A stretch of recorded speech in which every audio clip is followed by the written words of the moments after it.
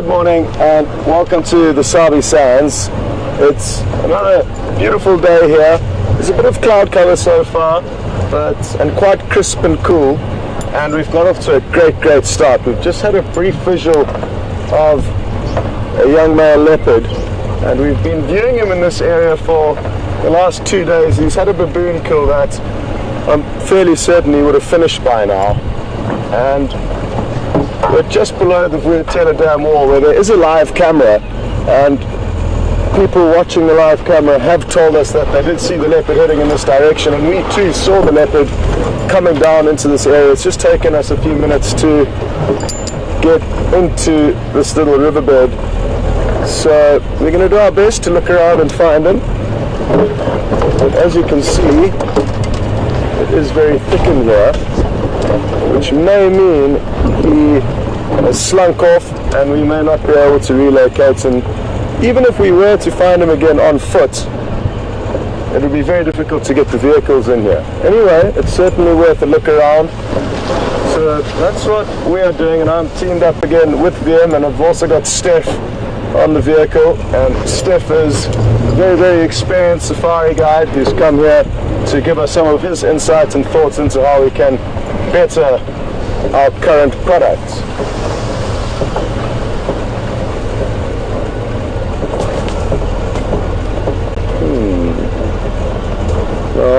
With leopard, you have to be very meticulous when you're searching for them. Even though we know he is somewhere here in all likelihood, we have to drive very slowly to make sure we don't miss him. Especially at this time of the year, the coats, together with the changing autumn leaves, they blend in very well.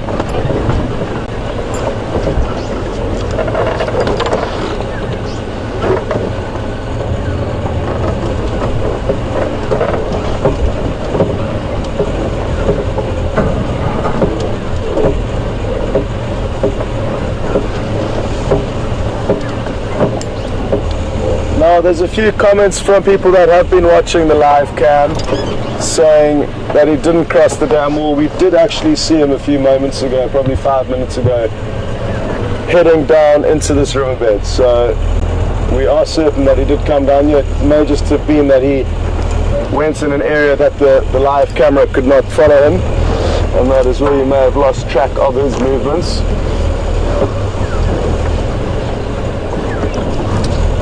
I can hear go-away birds calling to our right-hand side, so it could be that they've seen him. Okay, and his tracks have just been seen getting up this little pathway to our right. Now,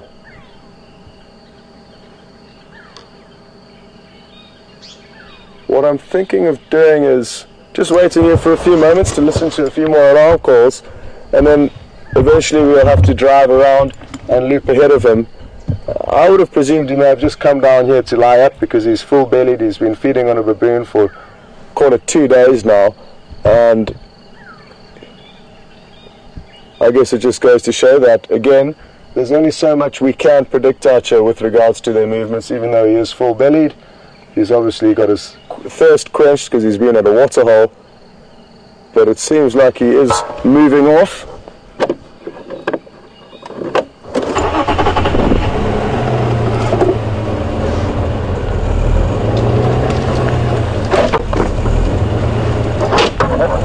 And a huge thank you to everyone who has sent through emails to Final Control. Nikki says there's a huge amount of emails that have come through from all of you, which is so useful to get that information. So thank you very much for that.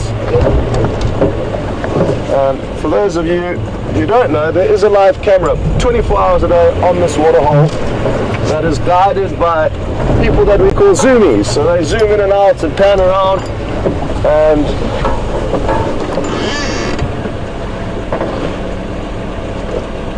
and we've managed to see some incredible things, and for us it's incredibly useful because often when we come out on game drive we've got reports, just like this morning, that a leopard's been seen, or lion, or elephant, or anything interesting.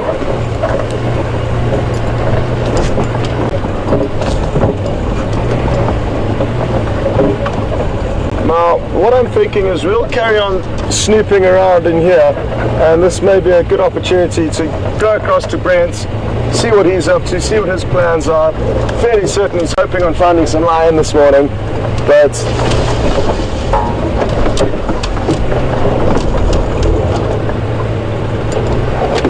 copy.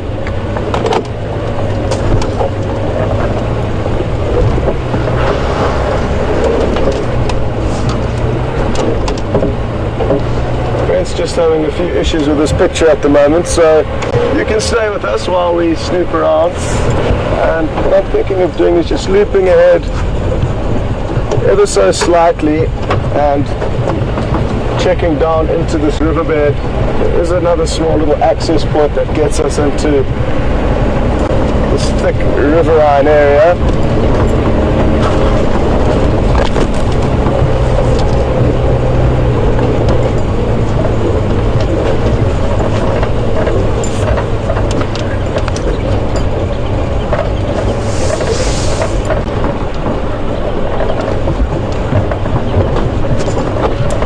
Station is just an update. Cannot be located on Kunyuma. He is heading down the Mulwati from Rio Telegram. I'm still following up here.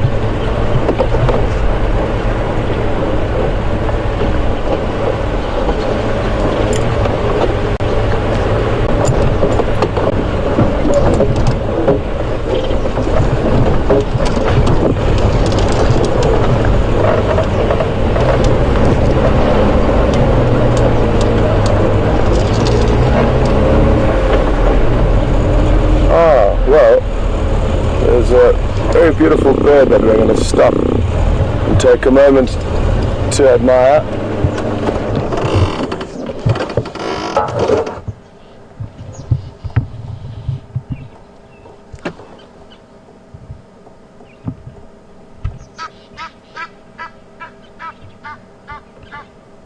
So it appears that this lilac-breasted roller is patiently waiting for the sun to pop up over the clouds on our eastern horizon. You can see it's still all fluffed up and still a bit cold from last night.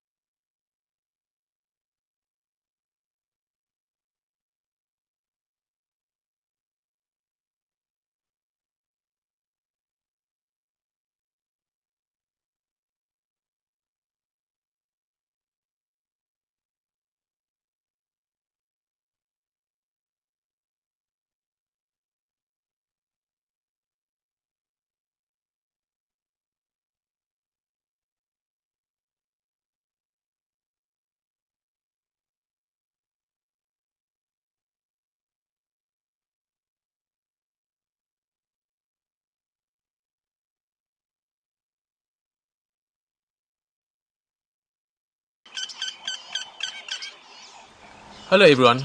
Being out in the bush and being out there live has its technical challenges. We're experiencing some of that now and are working on it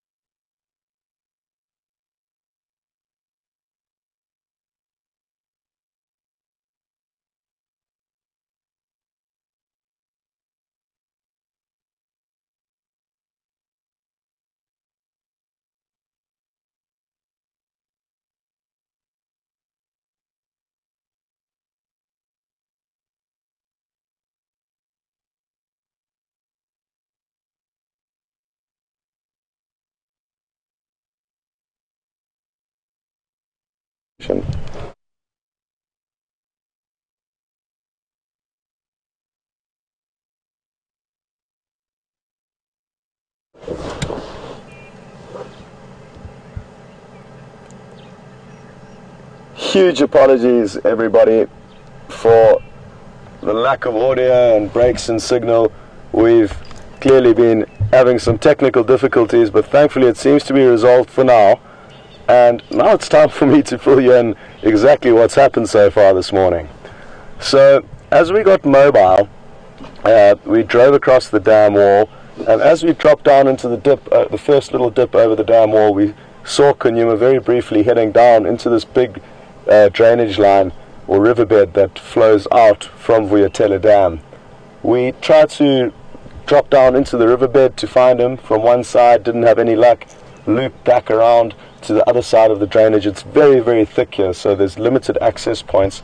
But we found another access point, drove in, looked a little bit more for him, and on our way out, as we were about to drive back onto the road and essentially probably move out of this area because we didn't have any luck, Steph, who's the expert guide who's been guiding for 16 years and is incredibly knowledgeable, he actually heard the duiker let off a squeal or a bleat, and that is typical when they are caught. Not all antelope will let off a distress call when they are captured, but duiker do. It was very brief, and Steph alerted me to that, and then we knew we were in the money. So we spent some time looking around again. It's very thick, and we weren't having any luck until, thankfully, some francolin, which are small birds, almost like a chicken you could say, that started alarm calling, and that led us closer to where we presumed he would be because of their alarm calls. And at that moment in time, you would have seen the picture of him up in the tree, and he climbed up a tree as quickly as he could, very cleverly. Because that duiker let off an alarm call, it could well have attracted other predators, hyena, into this area that would have tried to steal the kill from him. So he hoisted the kill up into a jackalberry tree, which is not far from us now, and it will provide for great sightings in the future. But at the moment he's still full from a baboon that he's been feeding on for the last 2 days. So, as you would have seen for the last few moments before we fixed the technical issue, he's just lying up now, and it's impossible for us to get a better visual than what we have at the moment, due to the thickness of this area. But there he is, relaxing, and you can even see that his belly is full from here. That's probably the one thing you can see clearly, is his full belly. But like I said, prospects for the next couple of days that he'll probably spend feeding on the kill, and we're very fortunate that he did hoist it in a tree that is accessible, and we will get some great sightings over the coming 2 days in all likelihood, depending on how quickly he feeds on it.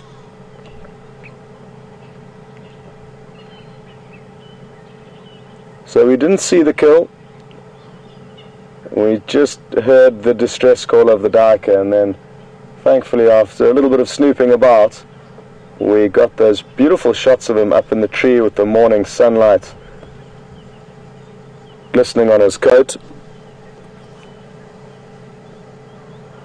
But now it's a waiting game, and I'm not sure what our best solution is or how long we should wait here before he may move up into the kill to feed. But thankfully we're very privileged in that we've got 2 vehicles. So Brent's been running around helping to solve the technical difficulties, so I'm sure it'll be not very long before he's back on track and searching a different area for anything of interest, and we'll be able to cut across to him and see what he's up to while we spend some time here waiting to see if Kunyuma doesn't move.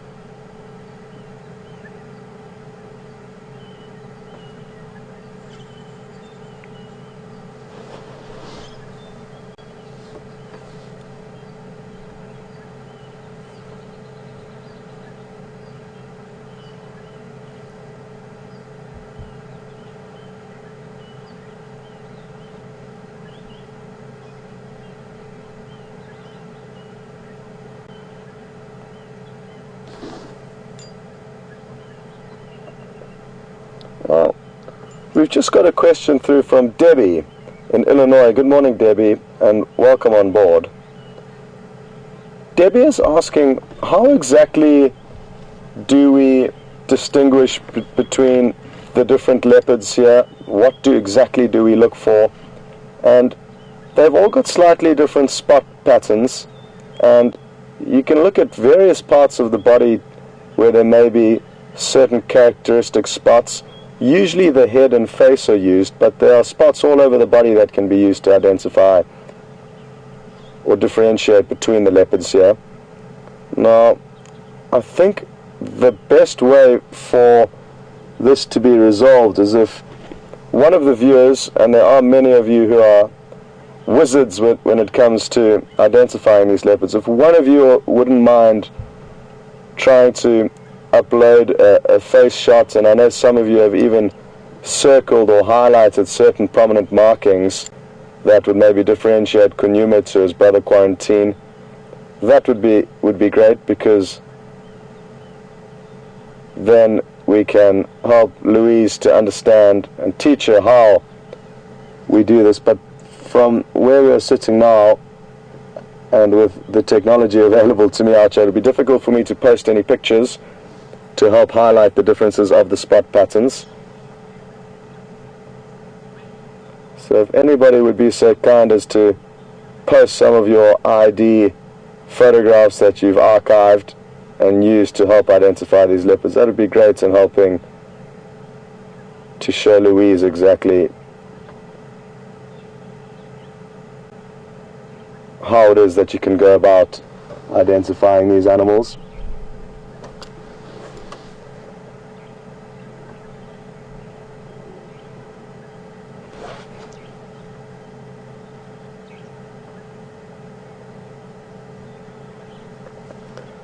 Quite a few questions coming through now, and Nikki's just let me know that people are interested to know what in all likelihood will happen to this kill. Will it be wasted?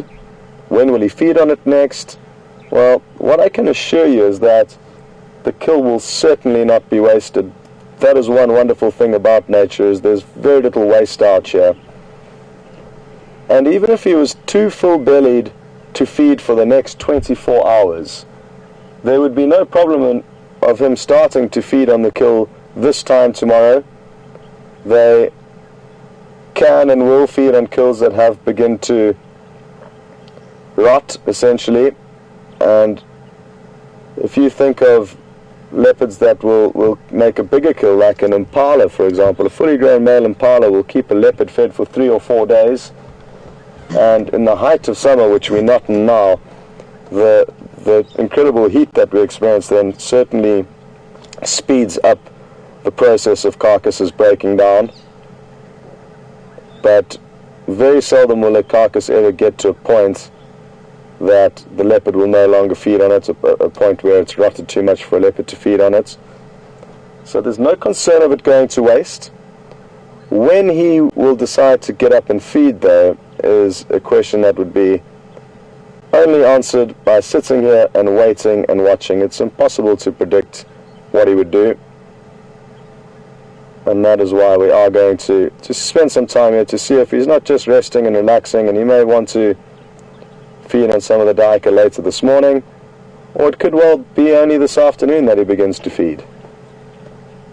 Thankfully though, we're going to keep close tabs on him, and even if we do leave and another vehicle does come here to try and have a glimpse of him, if he does get up and mobile on the radio and start feeding, we'll get the updates on the radio, and we could always return here to enjoy seeing him feed on the daika that he's managed to kill.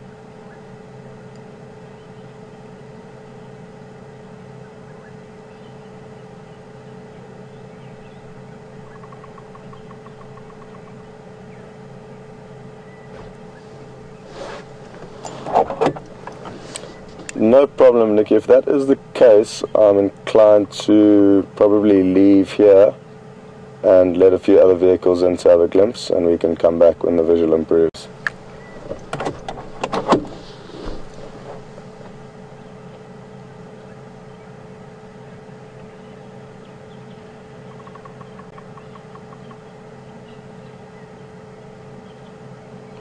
So Thankfully, Brent did a great deal of help in fixing the technical issue we were experiencing earlier this morning, but now sadly is not transmitting a picture from his vehicle, so we cannot switch across to him as there's no feed from his vehicle, but him and Romeo are busy working on that. And as you can see, the visual of this leopard is not the best that we've showed you of leopards, so we may move off. There are other game drive vehicles that are wanting to come in here and have a look, and there is only space for one vehicle to get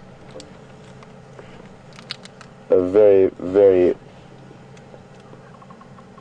blurry glimpse of him. But sometimes that's this will be the best view that guests get in their 3 or 4 day stay here. Not always, but the guides would certainly want to at least try and show their guests the leopard rather than foregoing this opportunity.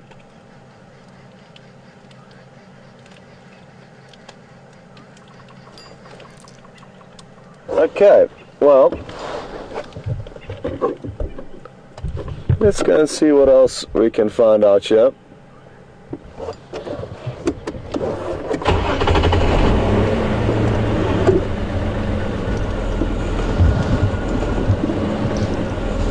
Some people are interested to know on what's going on with the baboon, and it's in all excuse me, it's in all likelihood finished, and that's why I would have moved off. Judging by how much was remaining last night, I was fairly certain that he would have finished it last night, and that's why he was moving off. But thankfully it didn't take him long to secure his next kill, but in all likelihood the baboon is done, and that's why it has moved a considerable distance away from the kill.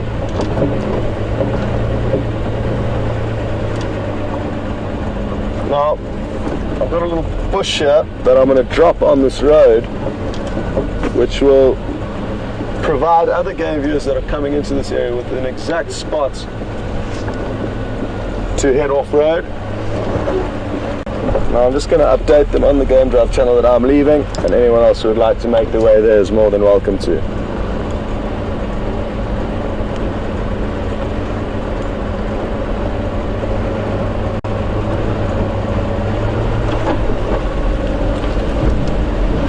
Morning. The only update I've got for you is that Kunyuma is on a Daika Bamba just south of Vuyatela Dam. Best access is off Twin Dams Road. The visual of him now is currently 1 out of 5 and only good for one vehicle, but the kill is in a good position for when he does start feeding later.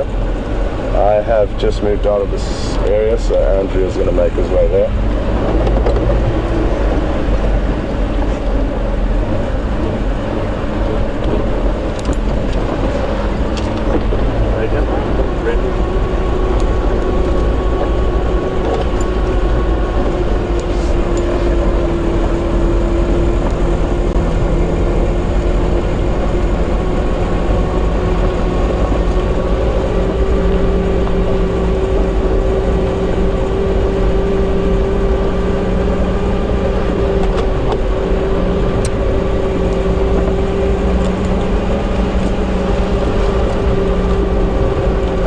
Okay, so now we have the joy of going out and looking for something else of interest. So we've essentially got that leopard in the bank, and like I say, it'll in all likelihood, spend probably the next 48 hours in this area as a rough guess, considering the size of the kill that he's made, and also the fact that he is already full belly. If he wasn't full bellied, he could finish that dike in probably half that time, and maybe only be here for 24 hours with this kill. And we will certainly be returning when the visual does improve. But in the meantime, it certainly makes sense to go out and look for something else.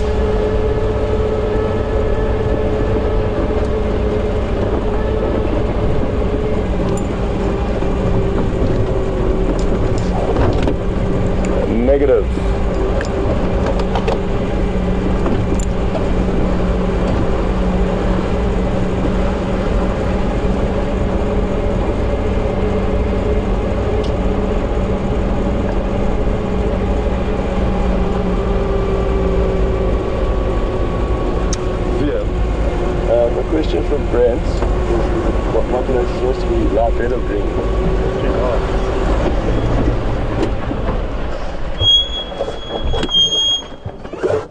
just going to check ours quickly, Nikki, and then we'll let you know. It was going to be a surprise, so anyway, there's some... Okay, yeah, no? Keep it a surprise. Okay, sorry. But it's worth hanging around for. Yes. Okay.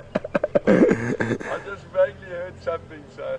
Yeah, no, we got lucky. We were in the right place at the right time. Alright. Let's see. Yeah. And then you would have copied on the radio, but good prospects for Kunyuma later on. And you heard on the other Bengala on Buffelshoek. I do, but I tend to block my ears out for that because we can't go there. It's been long since we've seen lion. Brent got a glimpse yesterday, thankfully, as they passed down at Sydney's Dam. Yes. But other than that, it's been over a week that we've seen lion. So, looking forward to their return.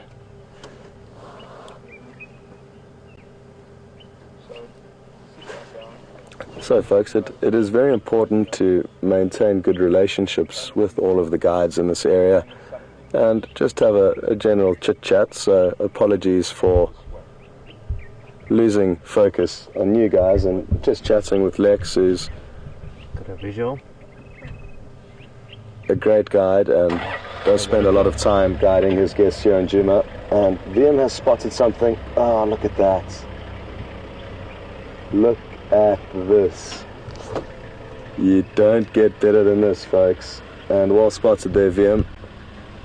And now you can all take a deep breath and enjoy the fact that it was a beautiful big male lion that we were waiting to see. And we are just going to wait here.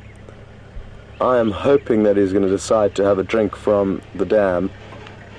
But we will wait where we are here and enjoy the first visuals of him as he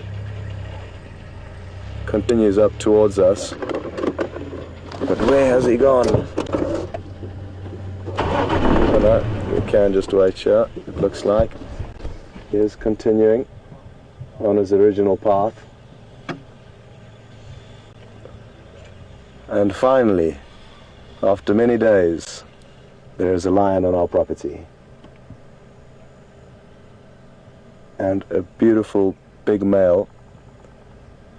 I'm not sure exactly who this is.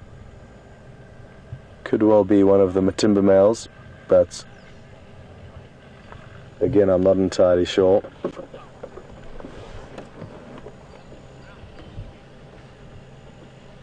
Absolutely beautiful.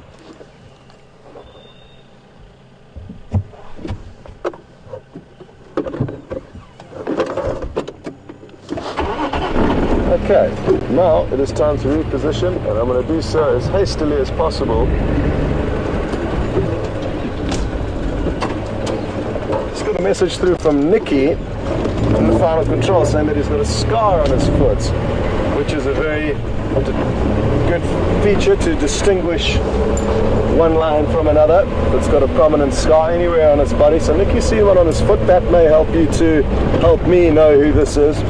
But we've actually had so few sightings of big male lions that I actually don't know too much about them and their individualities.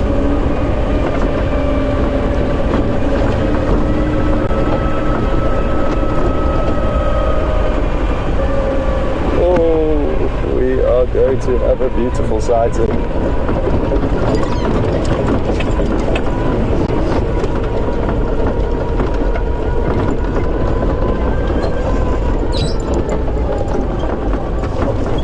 Wow. I don't think our timing could have got better. He's just arrived at the water's edge.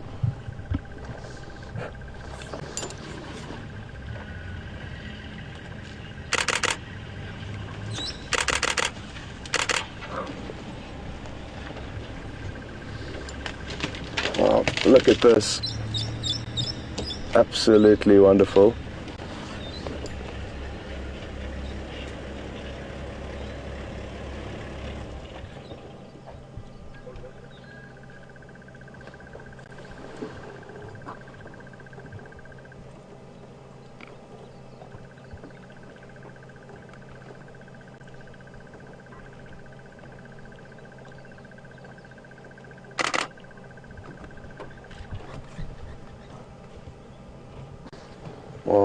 brief drink, and he continues on the move now.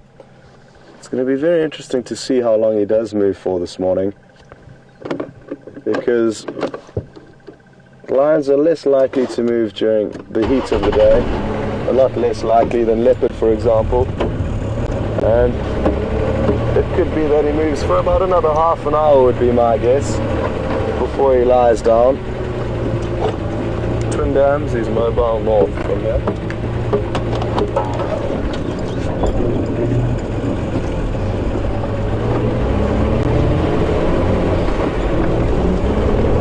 He's certainly moving with some intent, and they can cover huge distances when they are moving intently, as this one is.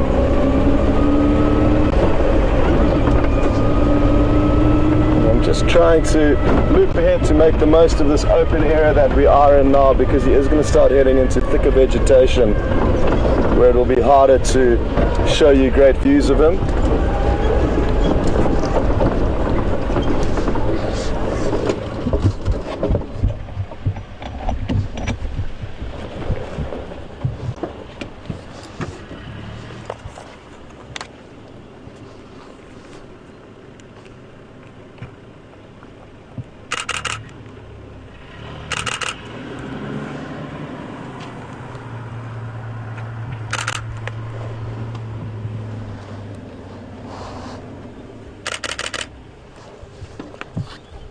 Beautiful. He just moved meters past our vehicle, and that was absolutely wonderful. Go ahead, Brent.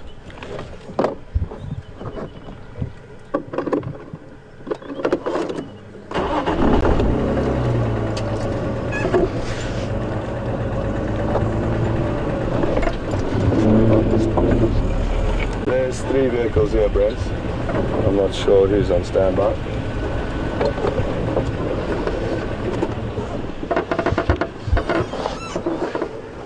Now, it's important for us to try and share evenly with all the vehicles opportunities to view this animal. So essentially we play a game of leapfrog and allow one vehicle at a time to try and get into a good position to show his guest this animal. So now we'll just enjoy the view from here until we finally do lose visual of him.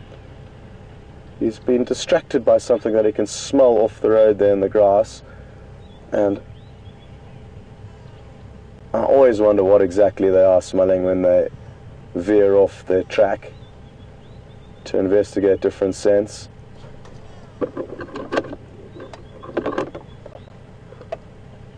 Well, what a morning it's been so far, and to find a male leopard with a fresh duiker kill to start with, and then head off to a dam in the hope of just finding anything, and then minutes later on the radio hear a report that there's a beautiful big male lion heading straight towards where we were heading, means our luck is running exceptionally high. And thankfully Brent's broadcast is also back up and running, so he's back in the mix, and it won't be long before we cut across to him for him to say good morning.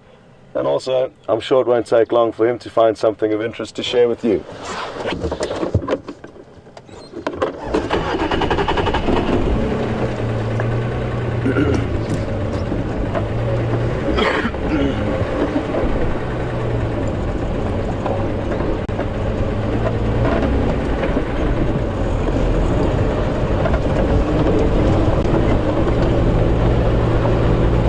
So, as I mentioned, we are heading into a slightly thicker area, which will make looping ahead of this line very difficult. And it may be a few minutes before we do get our next visual, but that's not a problem. And patience is something you learn to have out here in the wilderness, because without it you would get extremely frustrated. So the fact that there is a male lion around is enough to put a smile on my face, and I'm happy to wait a little while to get another incredible visual of him.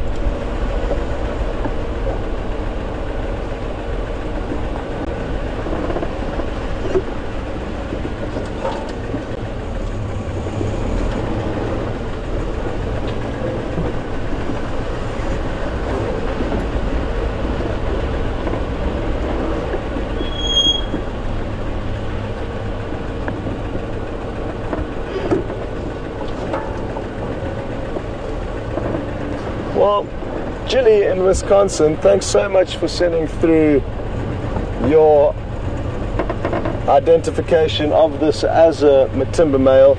And Jilly remembers that from December there was one of the Matimba males that had a wound on his paw that took a while to heal, and I do also remember that vaguely, Jilly.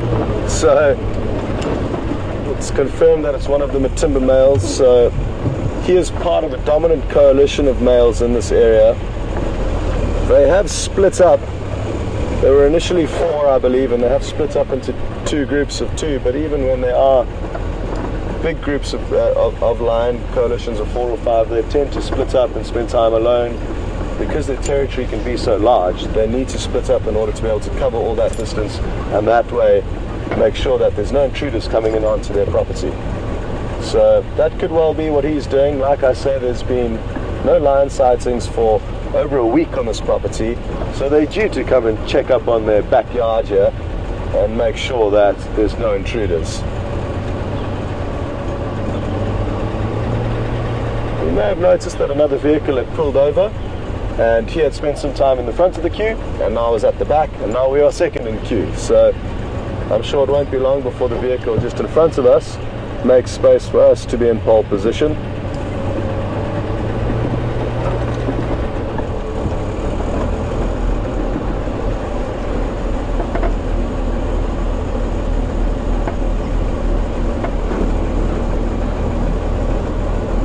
There was a little pathway he took off the road there, and it's just again a shortcut that animals will take, and I've tracked these lion up and down on the same pathway that they often use, and we always lose the tracks on this little section of road as they take a small game trail.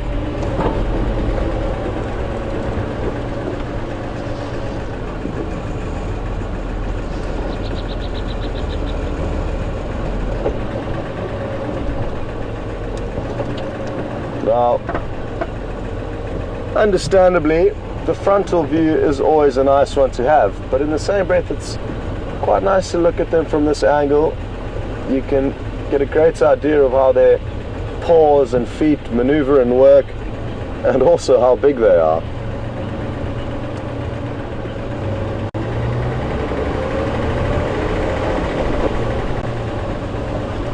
It's also important to realize how quickly he's walking now, and how much distance he's covered in just a short space of time. He's probably moved half a mile since we first got visual of him, and just goes to show that they can cover huge distances and do cover huge distances, which makes tracking them down difficult. Even if I was walking on these tracks behind him, it would be a brisk walk to keep up with him.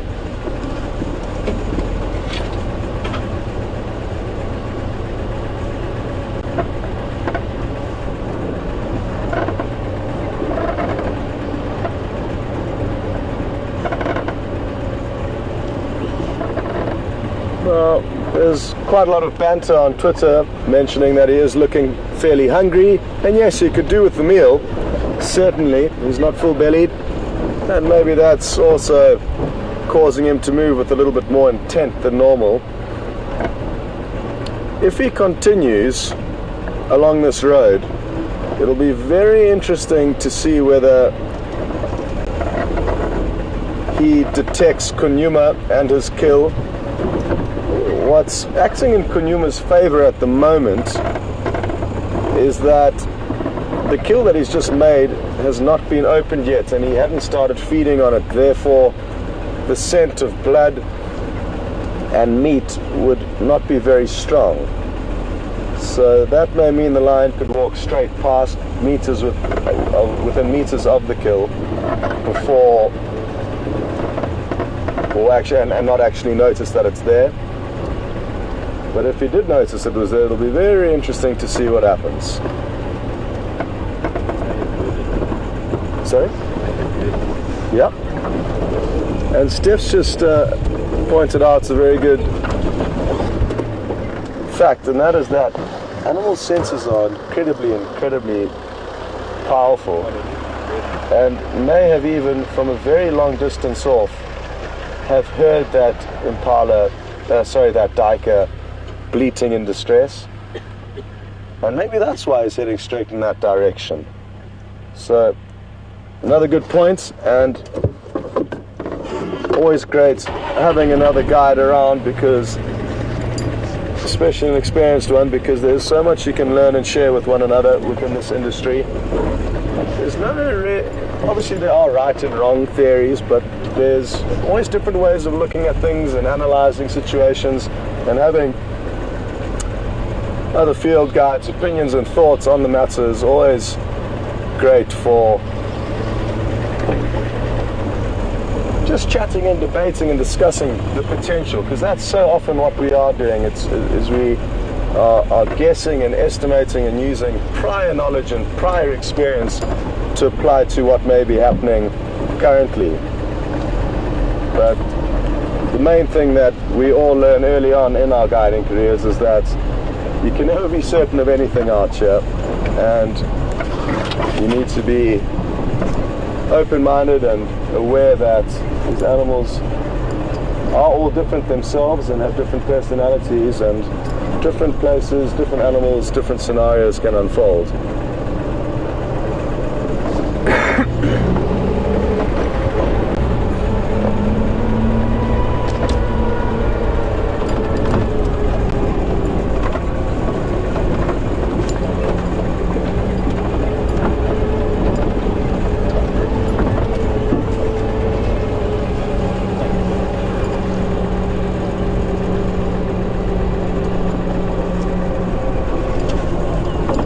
Now I'm just going to do a little bit of a loop around, try and get ahead of this lion. And there's a small parkway here that takes us past a dried up little water hole and then links us onto the road that this lion is following, and we'll then get some great visuals of him pacing down the road towards us, so stand by.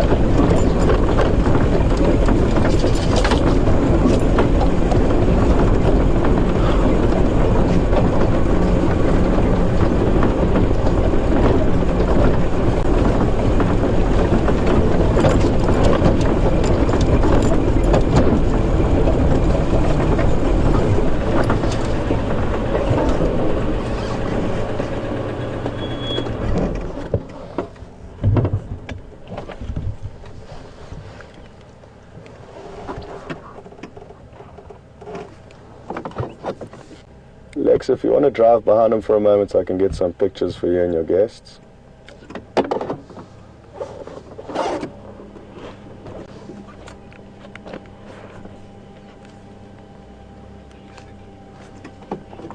Yes, of course.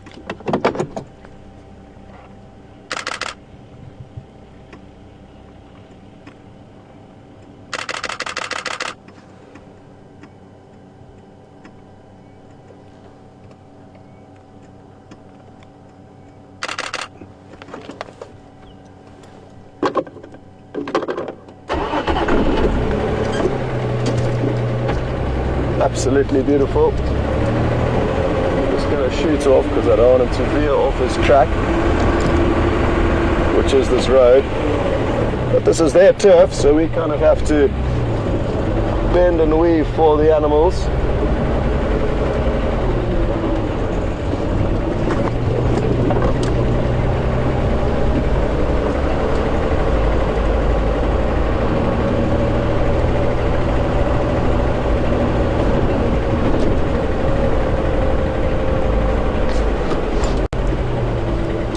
Question through from Diane in Michigan. Good morning, Diane, and welcome. I hope you're enjoying the sighting with us. Diane is interested to know how tall he is. Now, if I was to stand next to him, the top of his back would probably be above my waist, so around 3.5 feet at the shoulder, 3.5 to 4 feet at the shoulder. But obviously when he stands with his head raised up, that would give him another foot or so.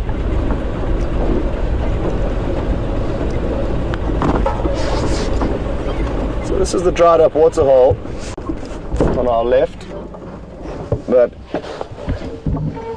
he is going to be coming past shortly.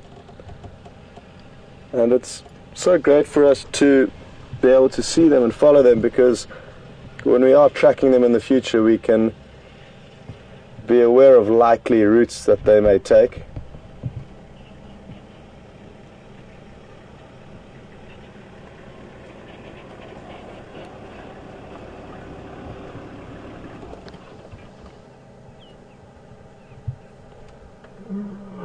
Listen.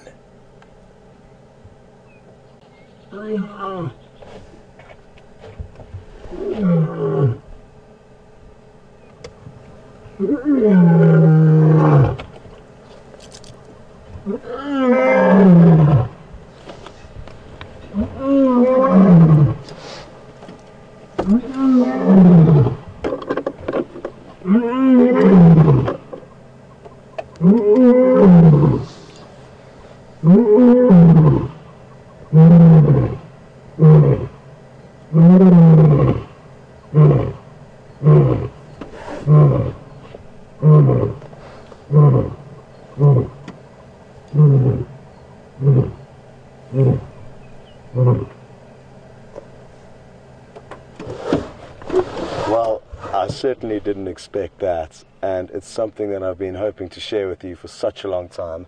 Apologies for not moving the vehicle, but it was such a beautiful noise to hear that male lion calling, and to start up the vehicle and move just to see him wouldn't have made sense. It made more sense just to sit still and keep quiet and listen to him roar. And we could literally feel the roar vibrating through our body. It sends shivers down your spine, and I'm so happy that just happened.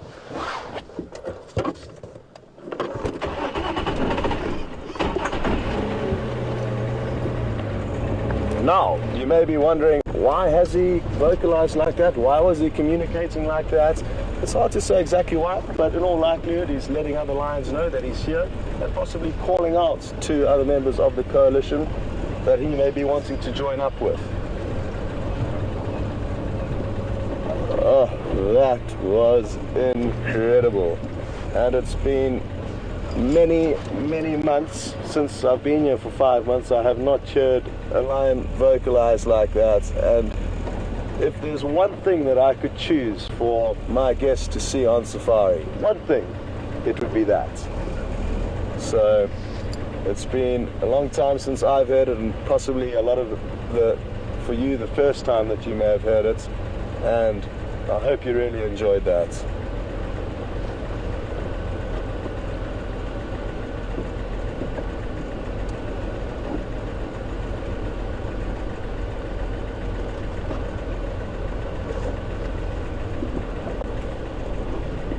Again, we're going through quite a thick area here, so we will continue to leapfrog, and it won't be too much longer that this lion will be passing the area of Kunyuma, which is a young male leopard that made a kill earlier this morning. For those of you who have joined the show more recently, we started off with a male leopard and its kill, and it did kill a small duiker, which is a little antelope. It was a big duiker, but it is a small antelope. They're fully grown or very small. And that leopard has now hoisted the kill up into tree and has yet to start feeding on it. But this lion may well know that something's been happening up here, and he may smell the kill, smell the leopard, and then we may have some very interesting interactions on our hand.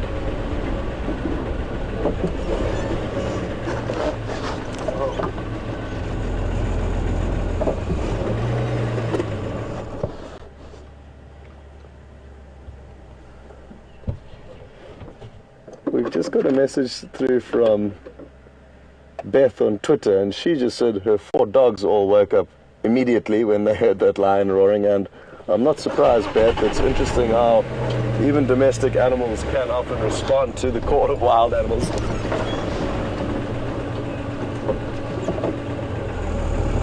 Now, we did have a visual of him in this little gap, and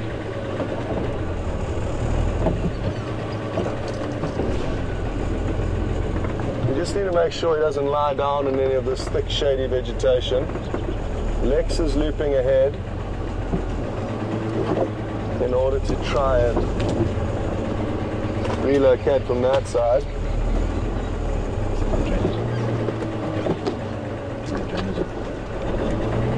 You can hear some tree squirrels alarm calling, so it sounds like he is still on the move.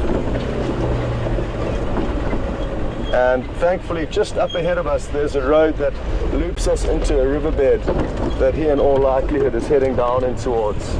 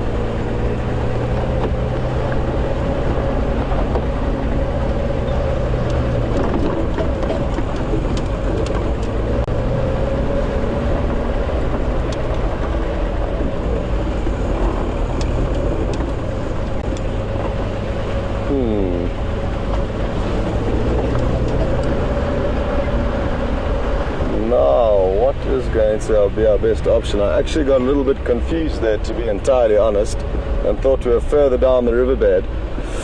So where are we going to get into this riverbed now in order to view him?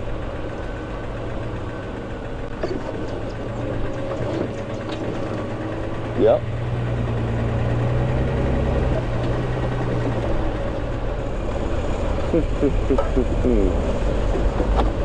Lex, where you now?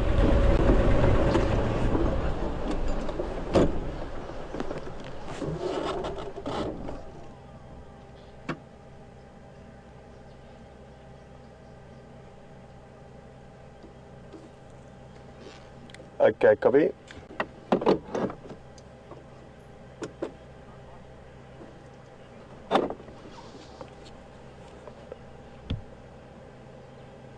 Yeah, we stayed and watched him until we lost visual completely, but he did appear to continue heading upstream in the Mawati.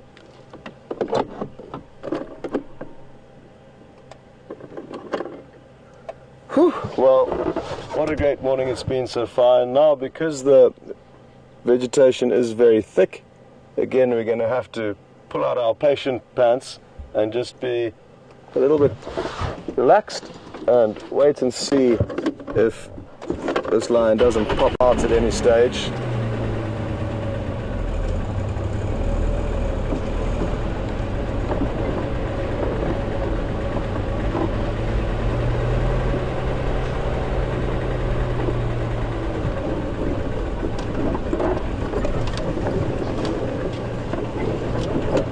Just got a question through from Wendy in Kentucky, and while we wait for this lion to pop out again, it's a good opportunity to take to answer this question.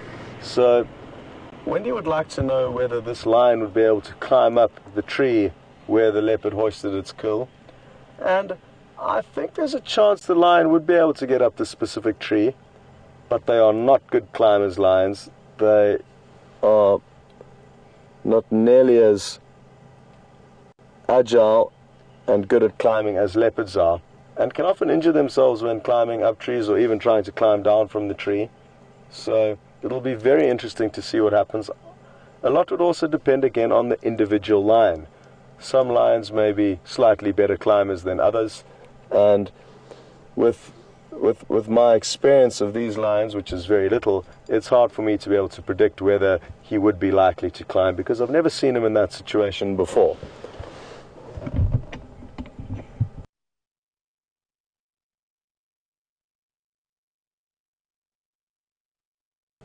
Just like how we found Kunyuma, the young male leopard, this morning, by stopping and listening, you can be alerted to different predators by a variety of other animals that will alarm call. as the predator moves through the area. Squirrels, various birds, monkeys, antelope, all have different alarm calls that they will let out as soon as they see a predator. So if we just sit and wait and listen, that may be more beneficial than driving around kind of aimlessly through this very, very thick vegetation.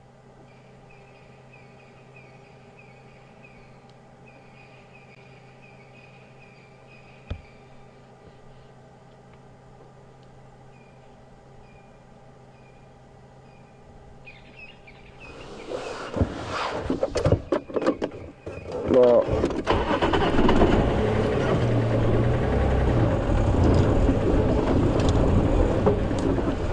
just got a question through from Terry in California, and I did touch on it briefly earlier, but I'll reiterate this. And Terry's interested to know if this male lion is part of a coalition, which he is, why would he be moving alone? And I guess, you know, just like a sports team, you could say, people have got different opinions and different ideas as to what exactly they may want to do with their time, and they've got different preferences, you could say. So this male may have felt like heading in one direction and one of the other coalition members in another, and they just go their separate ways. They know they can rejoin with one another. They know that there's not a huge threat to them by being alone. So they do very often split up coalitions, and this also allows them to patrol more effectively. A coalition of 4 male lions can acquire a massive territory, and that's all fine and well. But if all 4 of them stay together permanently, let's say it's 4 males in a coalition, they can't expect to check their territory for any intruders. Therefore, splitting up and covering different areas of their territory, they can more effectively patrol and police their turf, and also check in with the prides of lioness that will fall into their area to check for any mating opportunities. So they're basically dividing and conquering, you could say, and it's not uncommon for them to split up and rejoin. And if even us as humans can hear lions' audio, just like we heard it vocalized earlier, from 5 miles away, I would be very curious to know how far it is that they can hear. They can probably communicate with one another over 15 to possibly even 20 miles easily. Their hearing is so much better than ours, and along with most of their senses, I guess. And therefore, communicating and regrouping with one another is not difficult when they want to.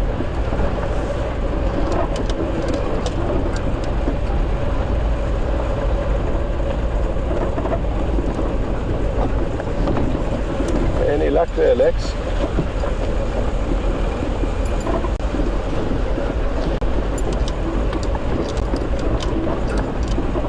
So, what I'm thinking is to loop across onto the northern side of the Mulwati riverbed, which is the riverbed he cut into, and there's a chance he may be tending more in a northerly direction, so he may have crossed out of the riverbed. And I know that they do often work along a certain route in that direction, so we'll leave Lex in the riverbed and we'll loop around, hoping that he's going to pop out.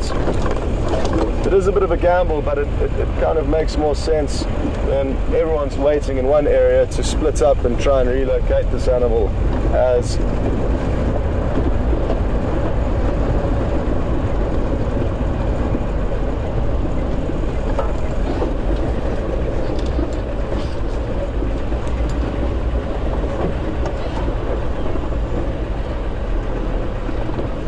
it could well be that he continues straight up the riverbed to this dam. They have spent time here in the past,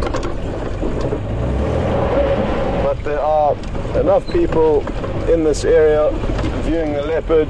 If the lion comes past them, they're going to be in for some luck. But we will loop around to an area where currently nobody is, and that way it just increases our chances of relocating him.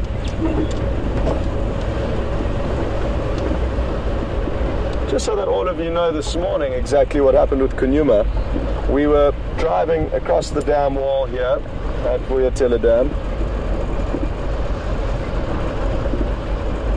and as we drop down into this little dip below us, we will show you where we initially had the first glimpse of this young male leopard this morning. It was just as we got to this position that we saw him slinking off down to our right,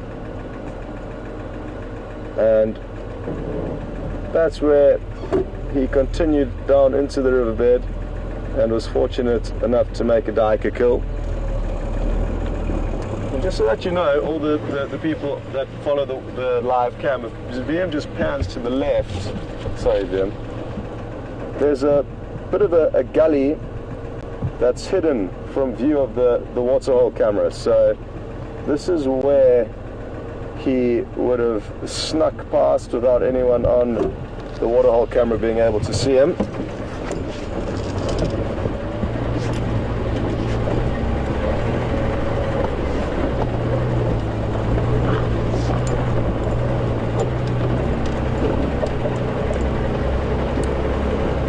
Lex for Scott. Any luck there?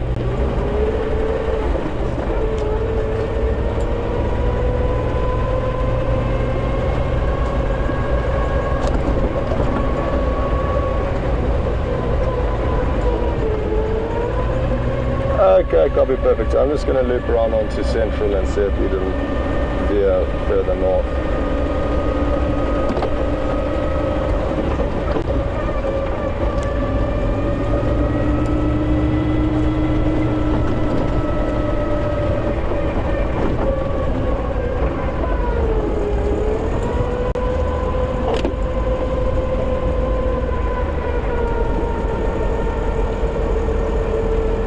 Yeah, good idea. I think we should do that.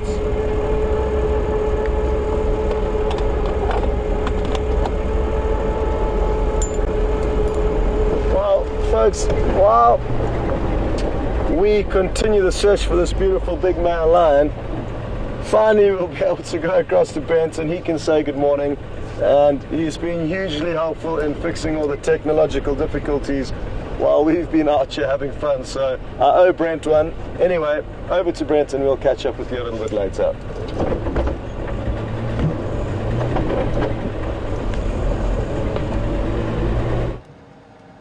Welcome, guys. I hear you guys have been having a fantastic morning with Scott so far. Romeo and I, we've had a very quiet morning so far, but we've been having fun. We've been doing a bit of birding, looking at some trees. We're at Buffelshoek Dam at the moment. There's nothing here, so we're gonna keep on moving on and see if we can find anything. So I think I'll leave all the cats to Scott this morning, and we will start looking for some trees and some birds and some bugs.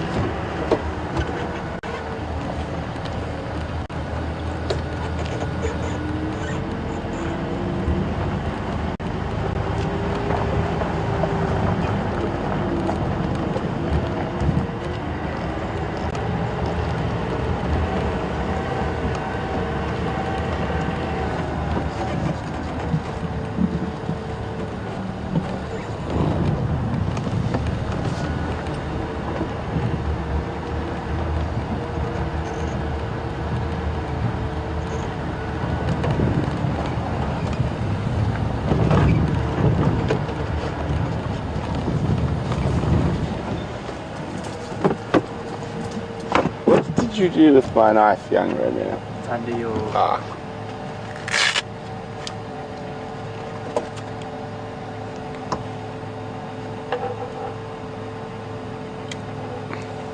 So I know I have showed you guys this before. It's a very important plant spiritually to certain African cultures, and well, try to avoid. So it's got one straight horn, one hooked thorn. It's an evergreen, and just swing this way quickly. And if you remember correctly, you can also eat it. So what tree is this? And send your answers to questions at questions at WildEarth.tv, or just use the hashtag SafariLive on Twitter.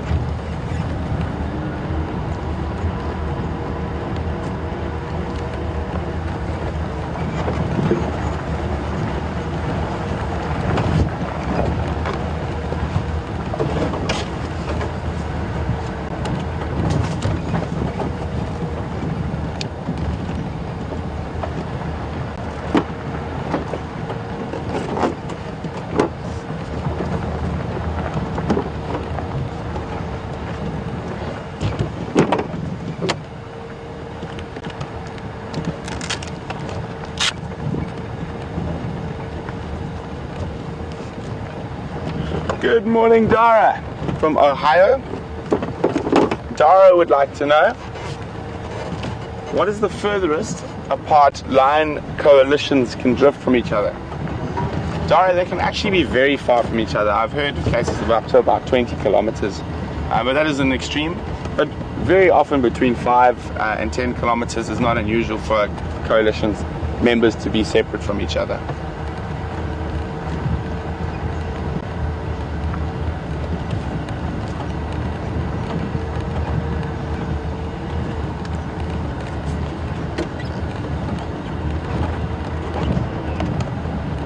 So I think we're going to drive down 2 of my favorite roads on Nkuhuma this morning, following that little drainage line. Very, very pretty.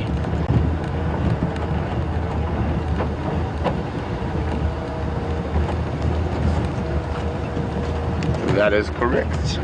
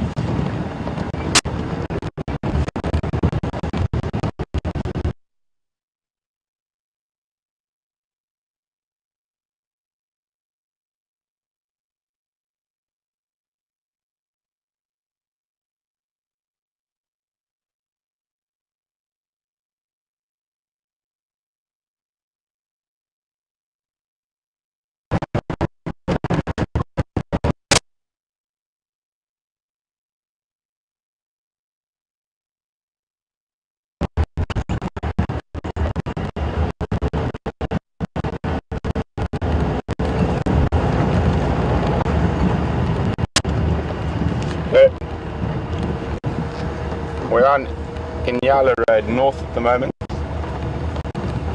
That traverses along the edge.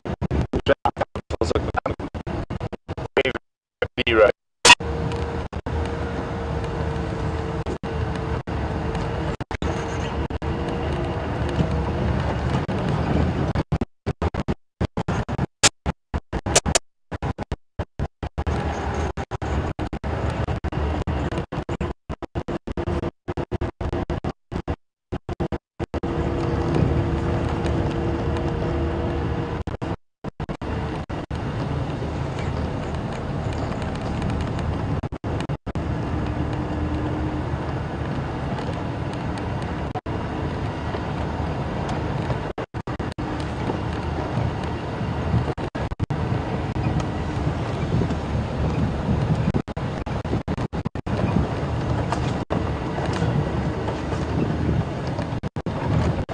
Lots of hyena tracks.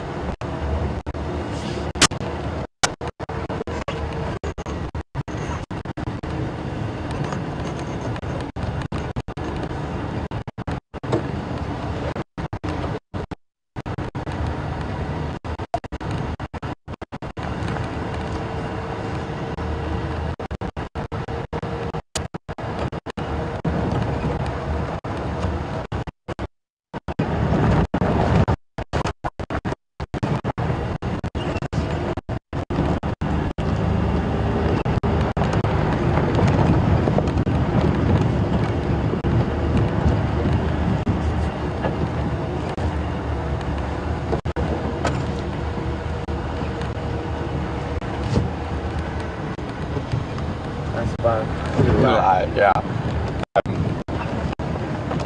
Scott.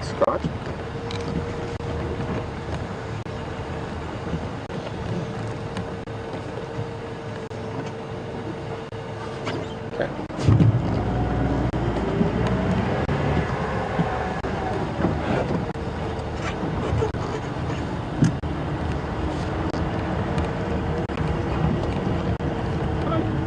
Okay.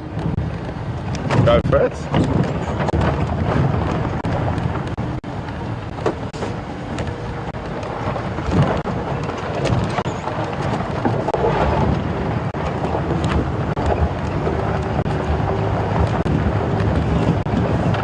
Go with the last name again, please. Well done to Shanae, Lisa, Bren, and Virginia. You got it correct. It was a buffalo thorn. Copy will do.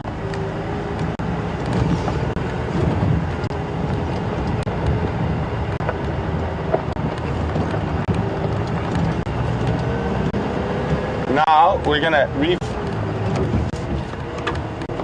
Sorry, go again.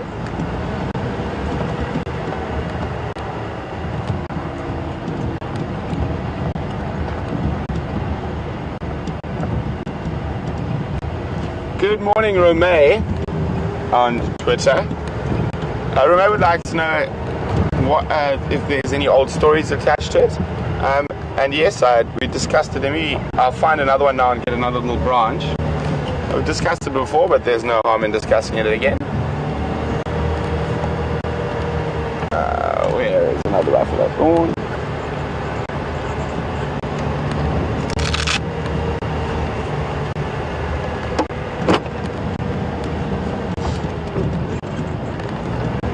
There we go.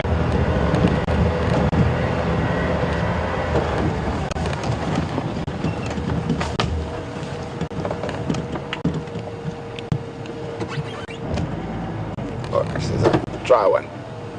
Is it?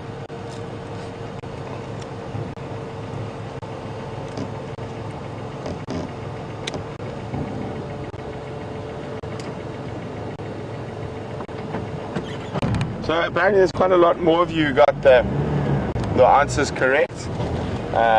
Well done to everyone who did.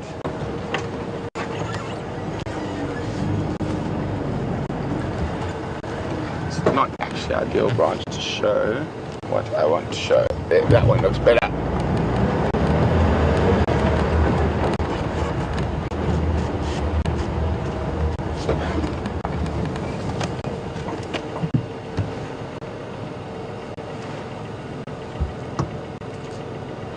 Right branch now, where it's going to be easy for everyone to see.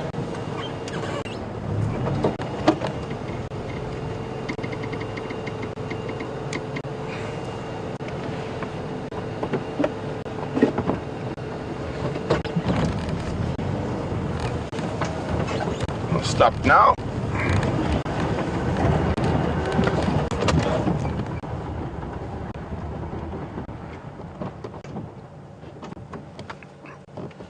Negative. So Ray was asking about any old stories attached to this tree.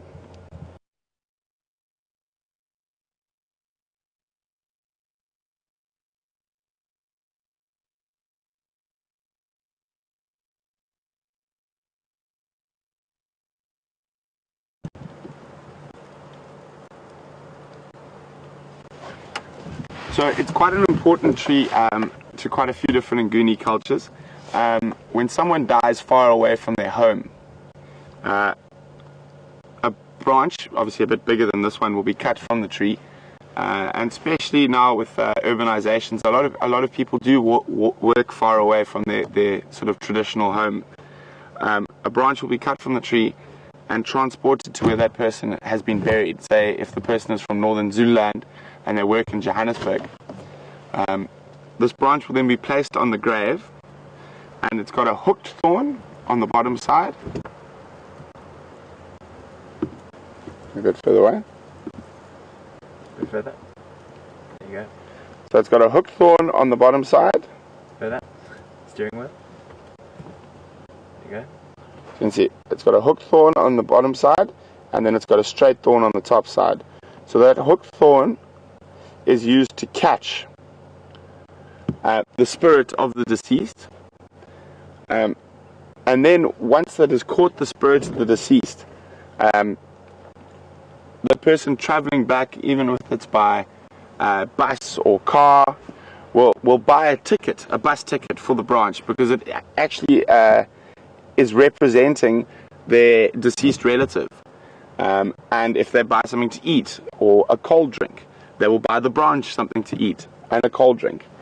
And they will then translate back to their sort of their natal traditional home, and then the branch that contains the spirit will be placed generally in the cattle kraal, which is one of the most sacred areas in a lot of Nguni cultures. And there, the straight thorn releases the spirit so it can be with the rest of its ancestors in its traditional home. So that's the old traditional story with buffalo thorn.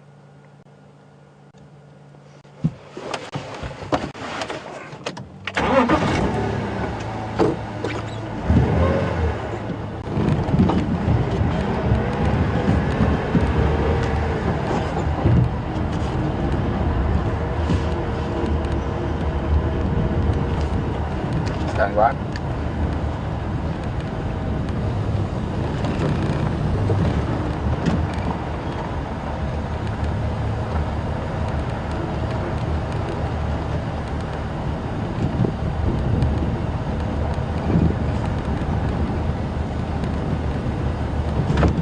Copy. Good luck.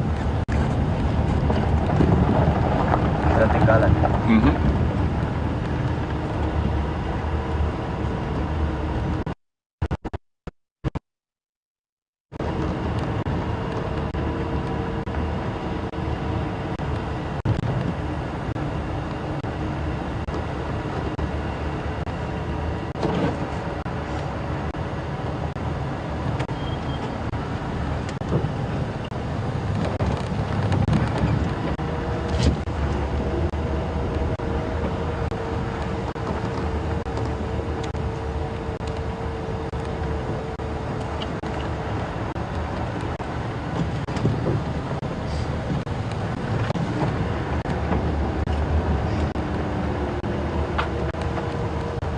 Copy. I'll take Nkuhuma and then maybe come east on Buffalo.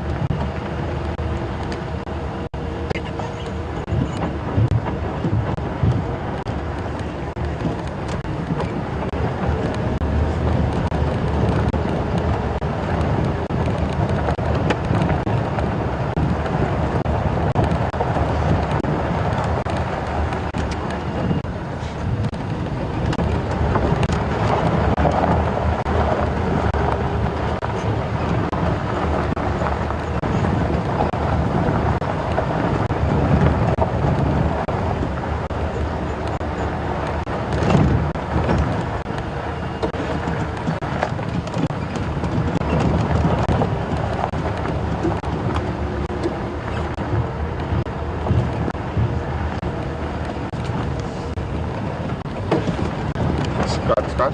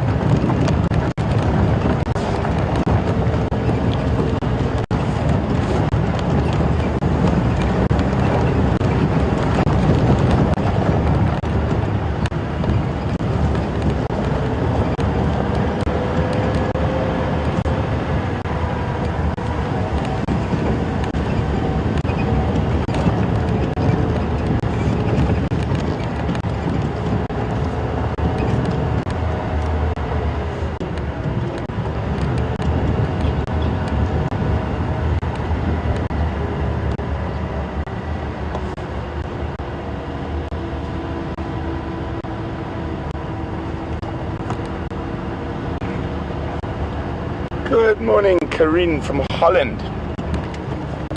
Corinne would like to know, do leopard males kill other leopard cubs like lions do? Yes, they do. If they think they are not the fathers of those cubs, they will kill them. And what this does is, within a couple of weeks of them killing those leopard cubs, it enforces the female comes on an enforced estrus, so she's ready to mate quite quickly after he's killed the cubs. So what that does is it gives him a chance to mate with her, and possibly her next set of cubs will be his offspring rather than a competitor's.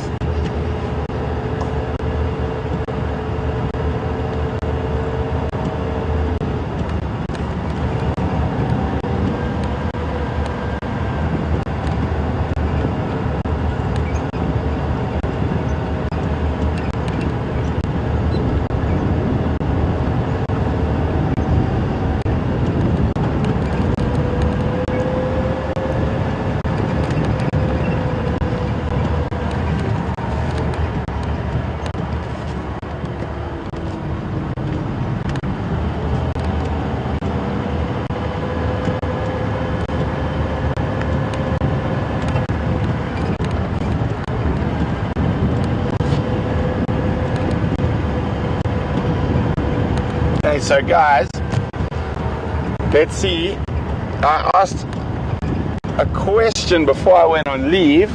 Let's see who's got a good memory. We're going to start off with, let me just actually remember now. Let me just check.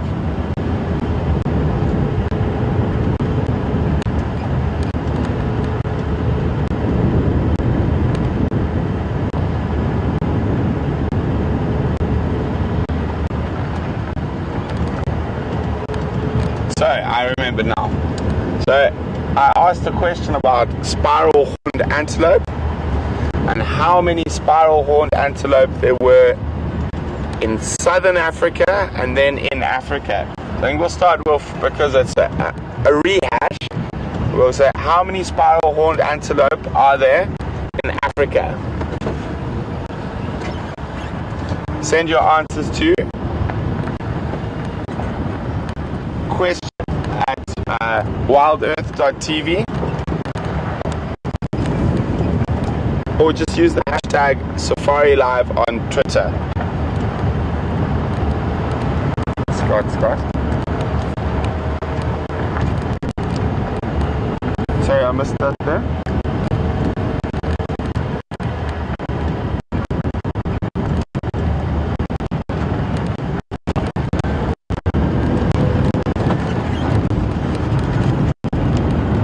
Confirm your only station.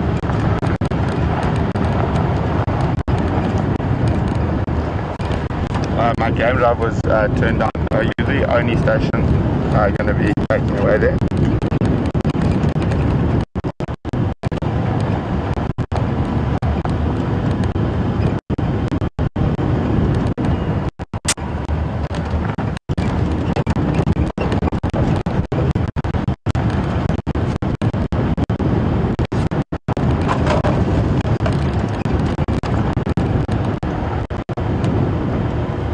Scott. Confirm.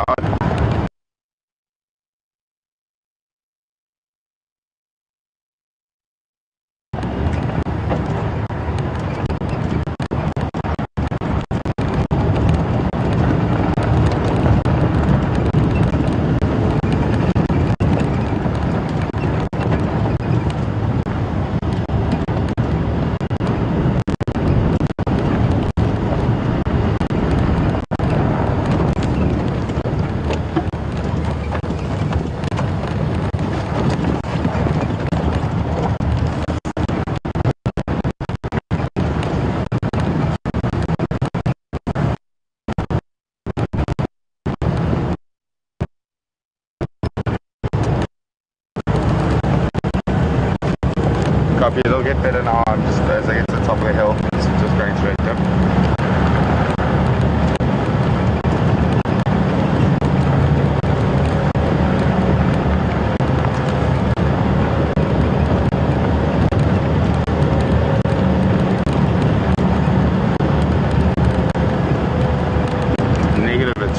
9, if I remember correctly.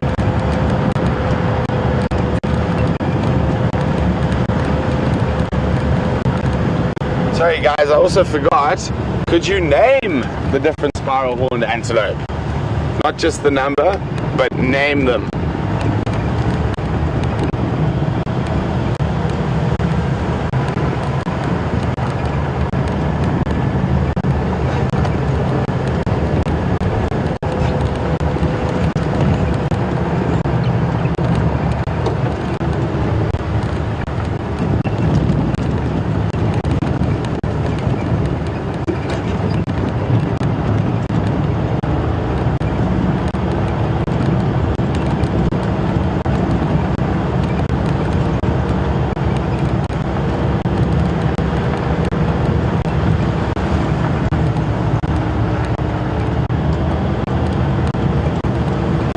And remember guys, there are a lot of subspecies or color variations.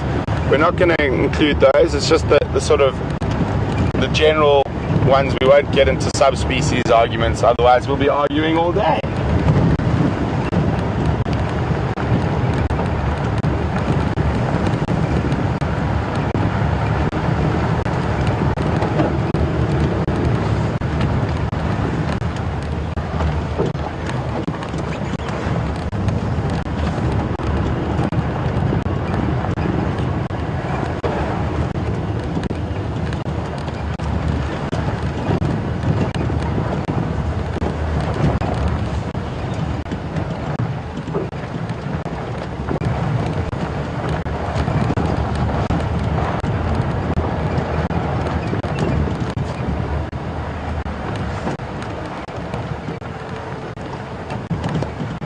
Oh, there's a buffalo bull. 2 buffalo bulls. Looks like they're on their way down to Buffalo's Hook Dam, so I'm going to loop around in front of them and meet them at the water.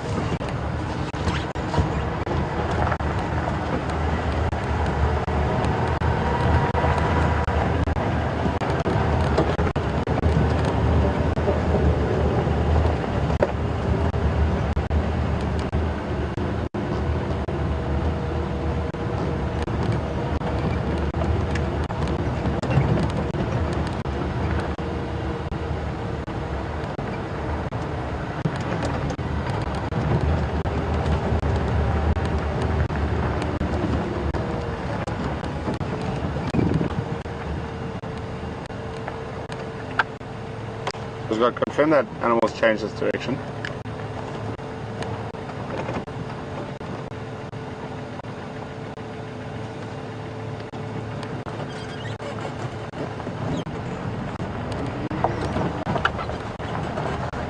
Copy. I'm just arriving at Buffalo's Hook Dam. I'm going to stand by on the western side.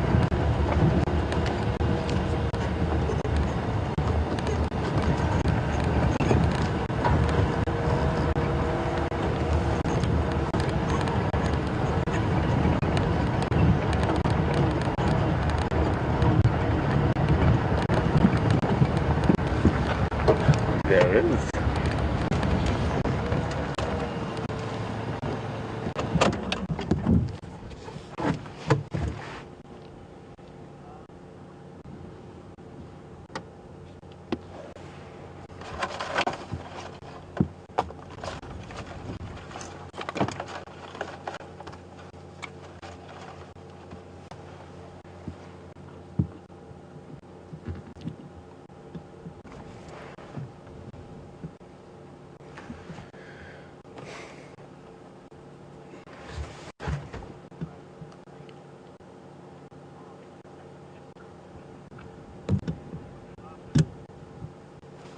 We've got a hippo,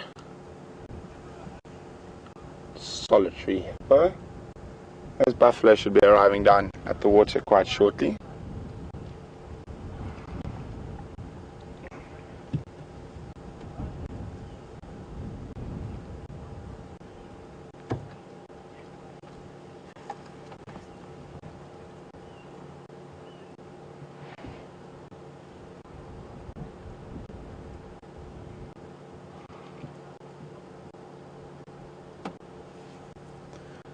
So guys, I just need to do something quickly. I'll give you an update of what we're up to shortly.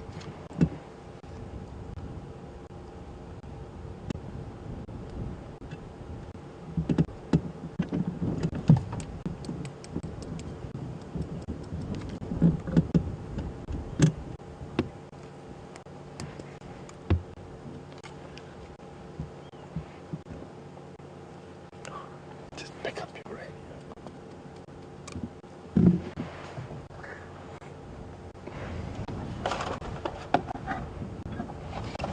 Greg, do you copy? Scott just lost that. My daughter and Gala heading towards Buffelshoek from Hyena Road towards sort of Quarry, Nyala Road, North Junction.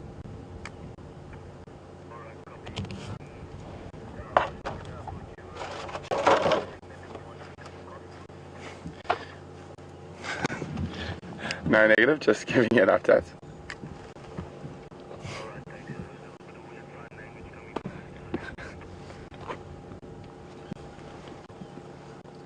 Copy, no problem.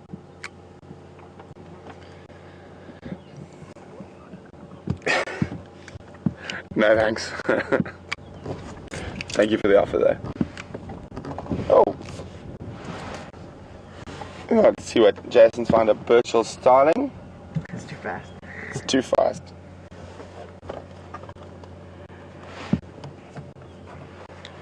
Okay.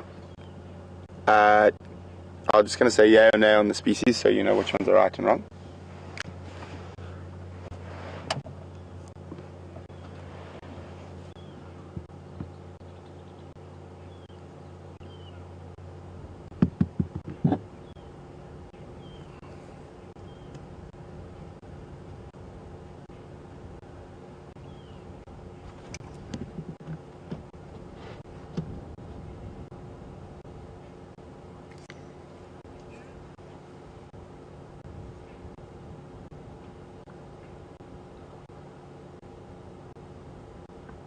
Okay, just read that list of 10 to me.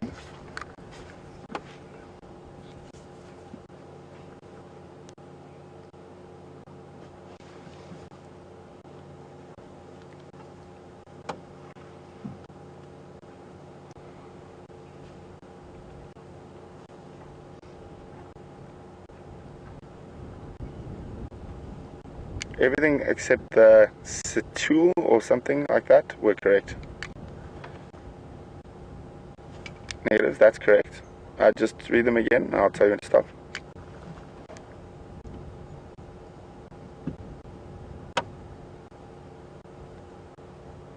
Just read them again to me, sorry.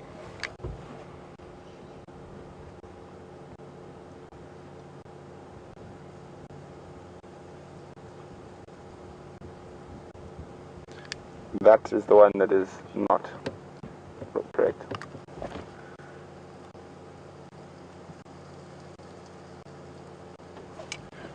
Okay, well, it looks like only one person got the full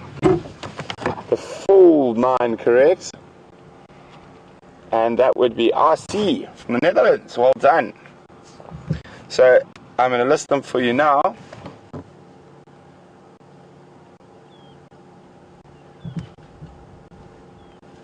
So I'll list them for you now, and it is for the ones that we'll start with the ones that occur here in the Sabi Sands: Nyala, Bushbuck, Greater Kudu, and theoretically possibly Eland. Just stand by one, Scott. Oh no, now I've lost my train of thought. Where were we? So, Kudu, Nyala, Bushbuck, possibly common eland or southern or Livingston's eland. And then outside of the Sabi Sands, you have Sitatunga, Bongo, Lesser Kudu, Mountain Nyala, and Lord Derby's or giant eland.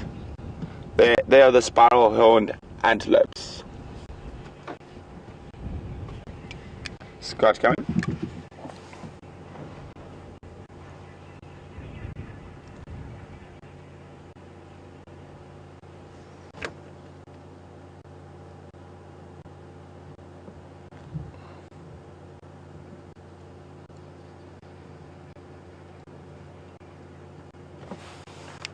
Copy, thanks.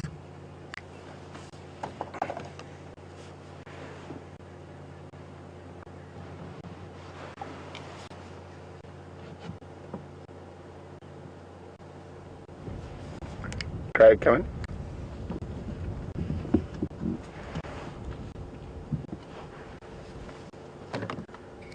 Craig, what's your route from Buffalo Sock?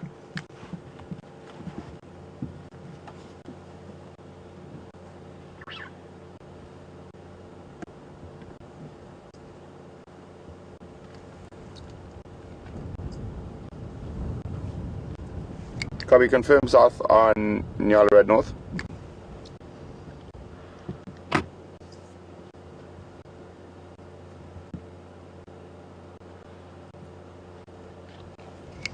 Copy, thanks. So guys, what we're doing, standing by here at Buffalo Sock, is that Scott has been trying to find that Matimba male again, and he disappeared into the big block to our west, but his general direction has been towards the dam. So that's why we decided to come wait here. Scott says his track's not far from here, so we're just going to wait here for a little bit longer to see if he possibly pops up at the dam. As you can see, we've had one of those buffalo bulls we saw a little bit earlier has made its way down to the water's edge.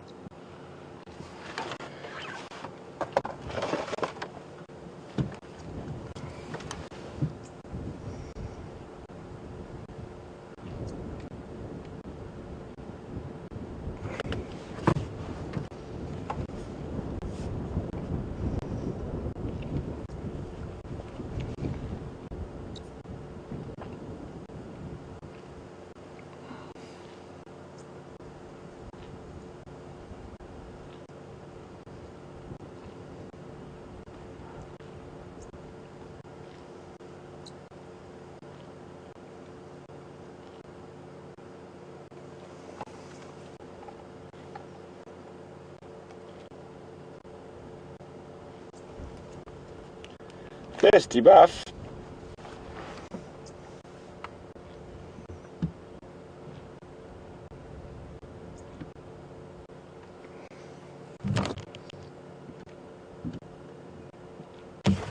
Just gonna go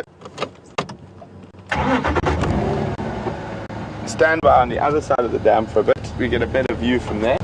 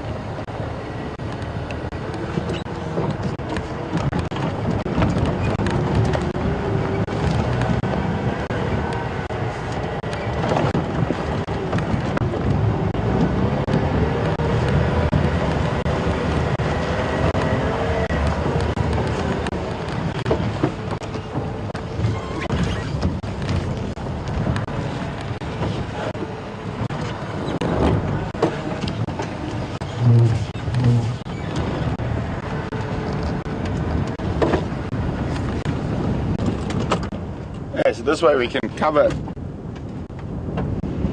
the roads on both sides.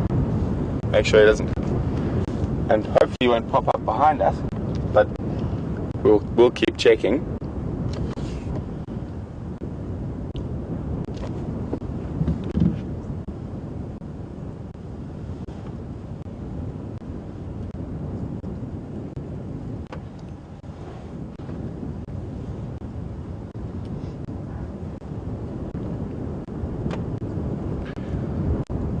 So while we're sitting here,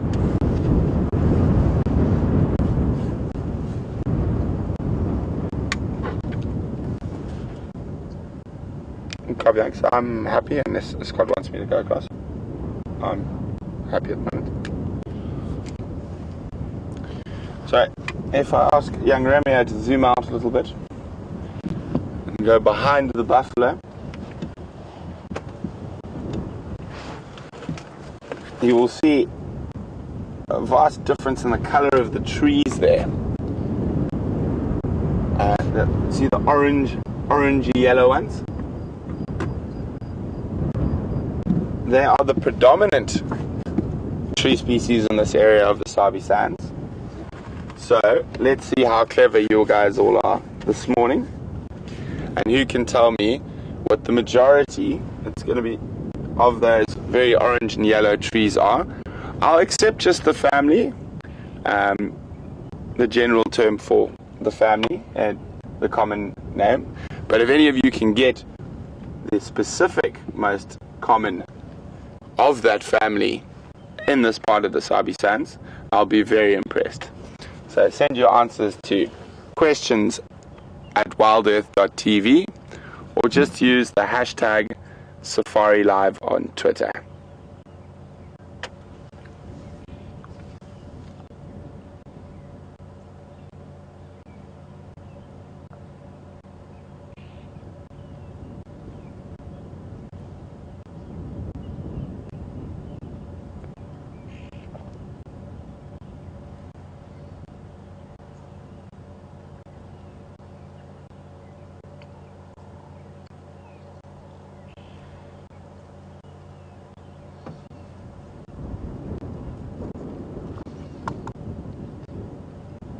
Can you hear Impala?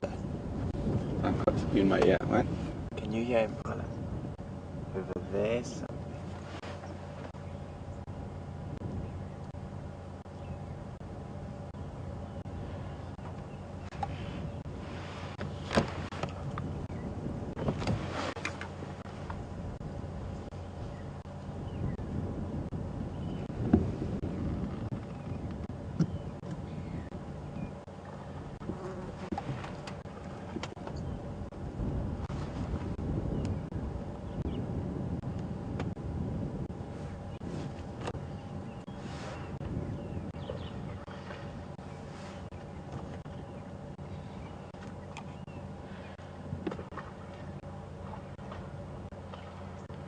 Sounded like some Impala alarming, but quite far away in Buffalo's Hook. I don't think it's for the same animal we're waiting here for. And people are asking about the crocodile. We've been keeping a close eye, but we haven't spotted it yet. But it's more than likely still around.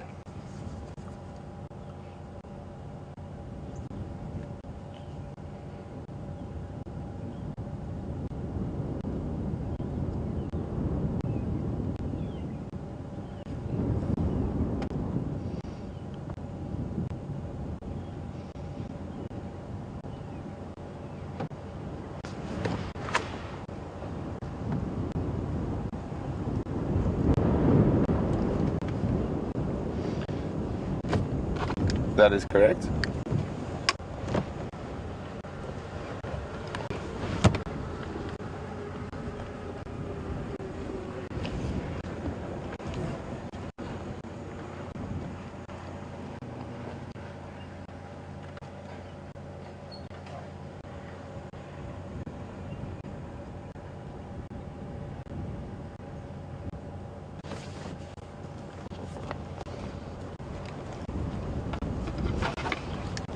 Probably good luck. I will stand by here.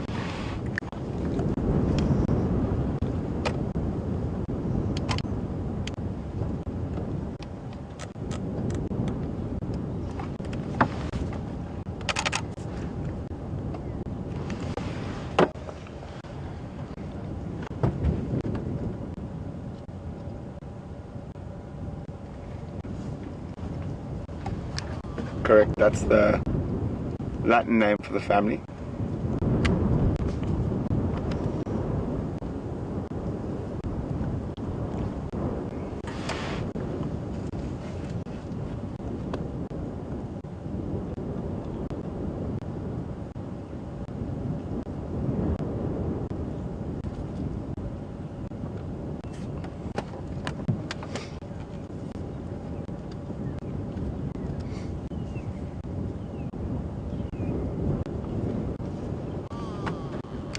firm, that's the common name for the family.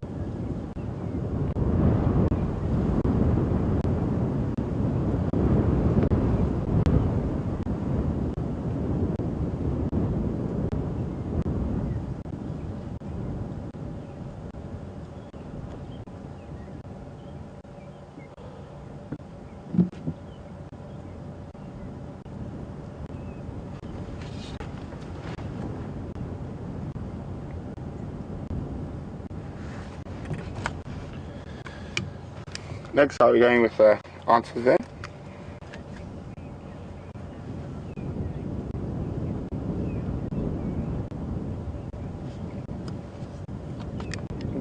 Copy. I think if there's a lot of people, let's just do the first four who got it right for the family. But if anyone got the actual individual tree right, we'll name all of them.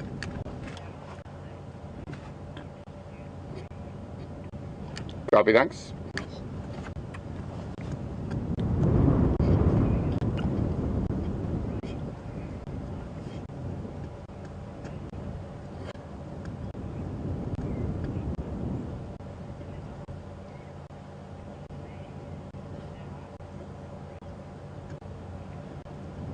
Copy, and they got the actual species.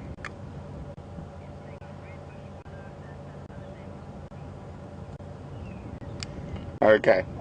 Sorry, sorry, can you start again? Raisa, RC, Susanna, Chris, Lisa, Eleanor, Shanae, Gerard, and Bren. You guys actually went above and beyond and got the actual individual species that is the most common in this part of the Sabi Sands, and that is a red bush willow, a Combretum apiculatum. Now, quite interestingly, it is the hardest wood, or the densest and hardest wood in southern Africa. It weighs 1,230 kilograms per cubic meter.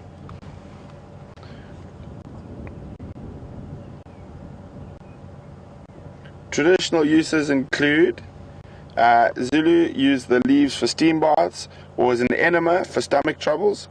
Conjunctivitis is traditionally treated with a muddy face mask made of white clay and the ash of red bush willow stems.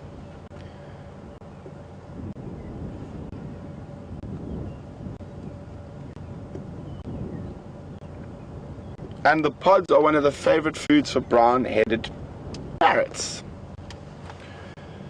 And when it comes to the Latin name, I'm just going to go into the book here quickly.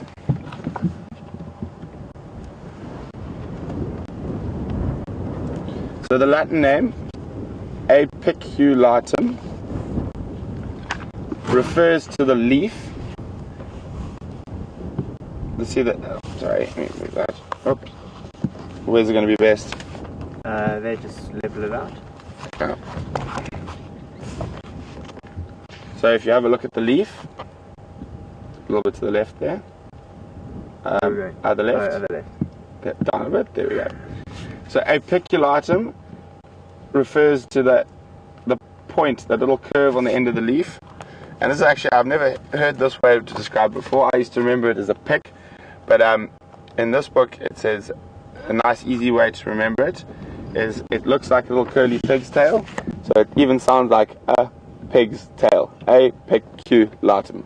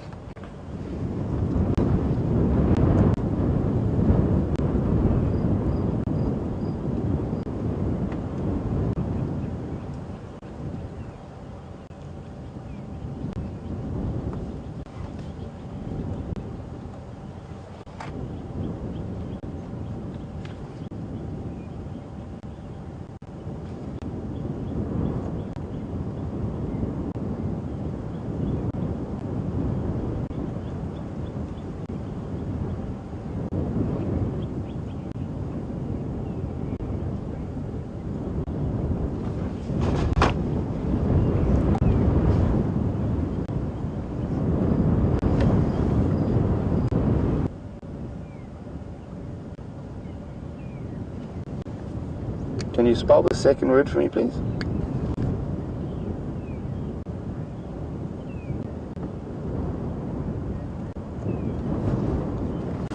Please do.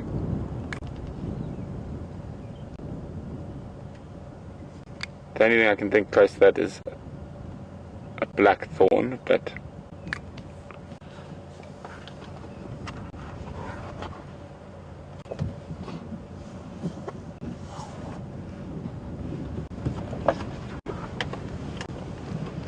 oh, here's an interesting one for everyone that's just landed in the tree. Ah, who can tell me what bird that is?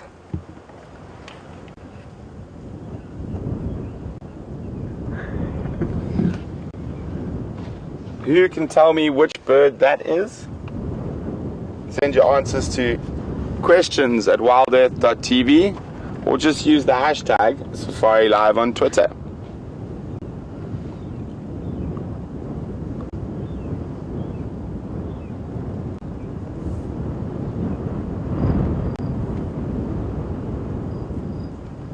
Very pretty bird. Oh, he's gone. Hey, he's back. Where is he back? Lower branch. He just went and caught something. I can't see what it was.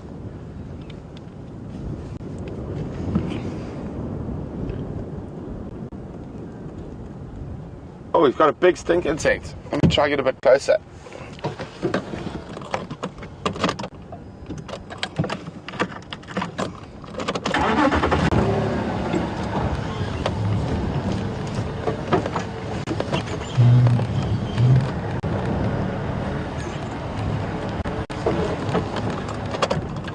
Oh, and it's gone. Oh, there it is. No, the stick insect. Oh. It swallowed it.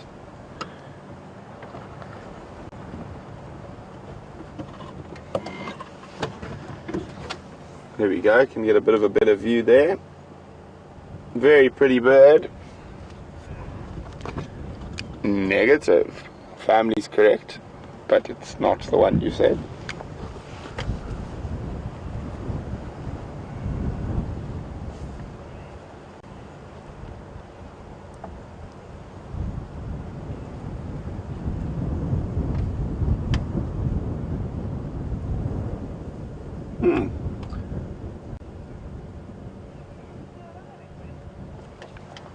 Negative.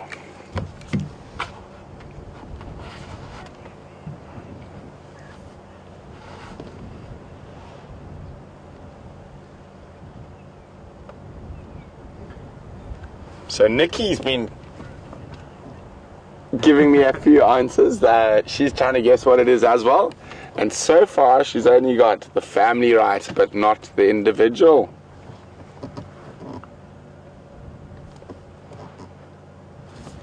And I think she just created a new species as well, in her last answer. One that would definitely be new to science.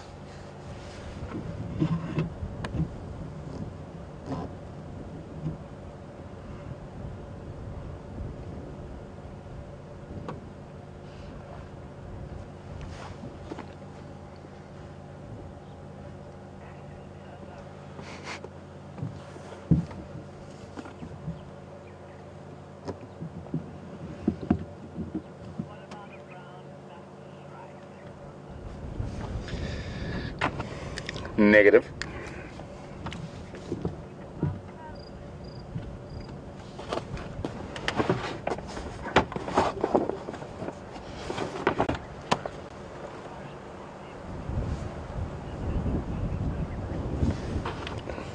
Negative.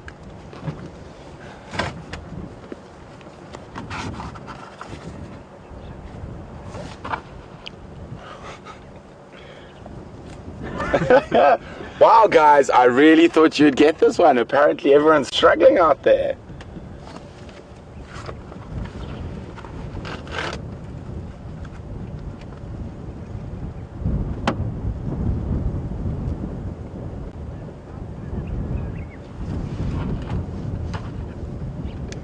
That part is correct.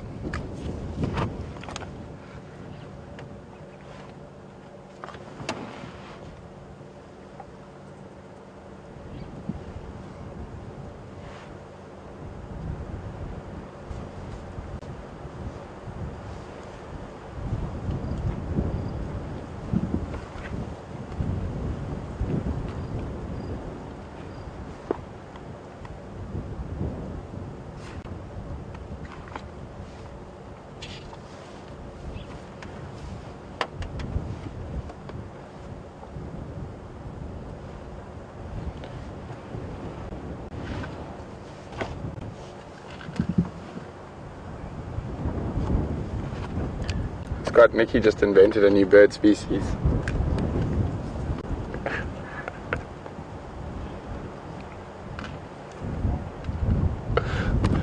I will as soon as I'm able to. Everyone's still trying to figure out what the bird is.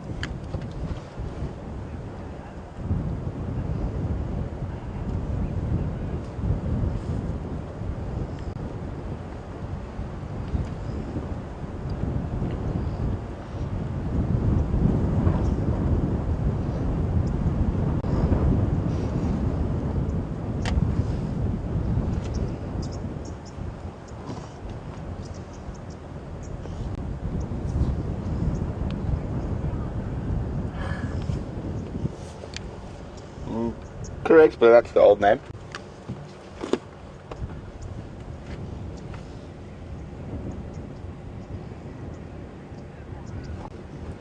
Yay! Both of those are correct. It's the same bird. Just two different names for the same bird.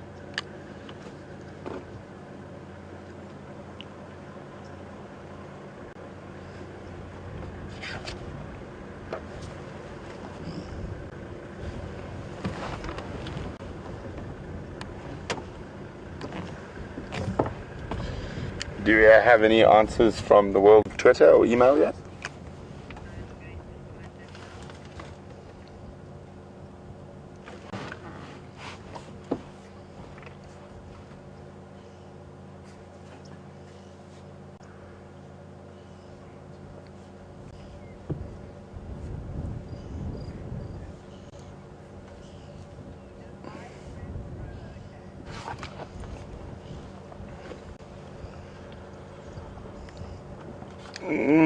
No.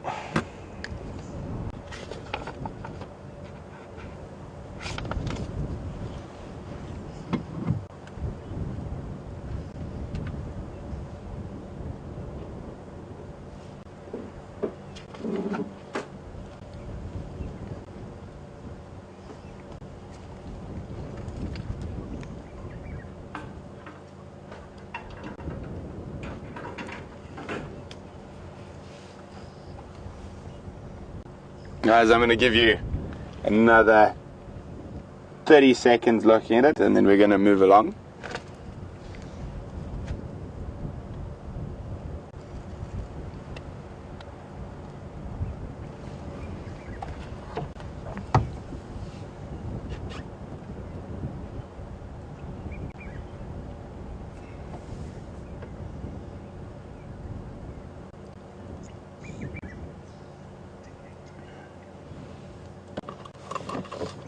Okay. Just stay on him while we get a little closer. Maybe we can get a little bit closer before he flies off.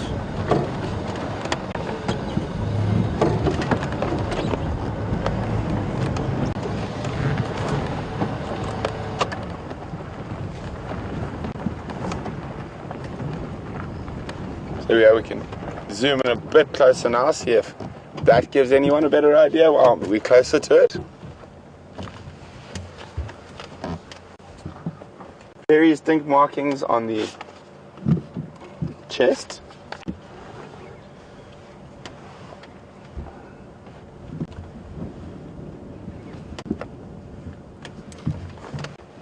You can see the very, very heavily streaked chest.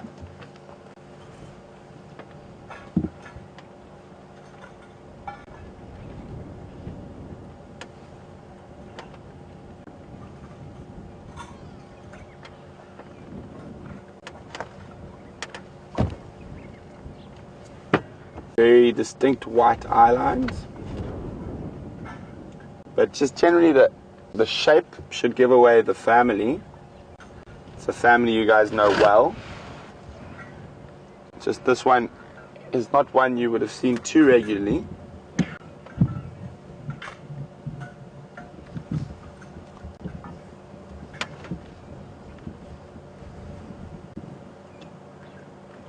Oh, and there we go. He answers that for you.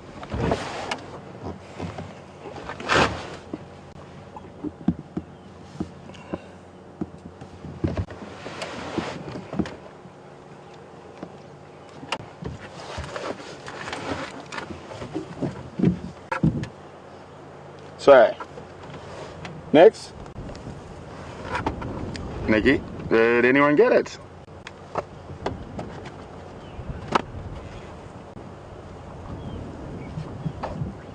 Go for it.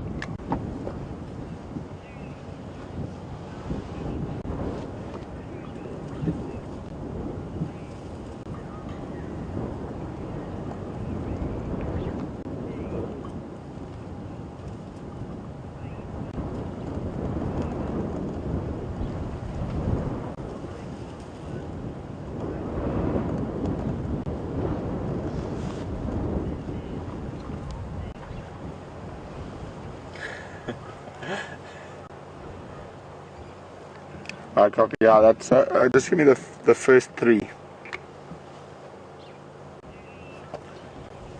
Julie, Dance Anyway, and Chris Kruger sightings were the first three. So quite a few of you did get it in the end, but it is a purple roller, or the old name Rufous Crowned Roller. Tilt it down a bit, please. There you go. So you can see that very distinct, heavily striped breast and the white eye line. When they fly, you also get that wonderful bright blue. But yeah.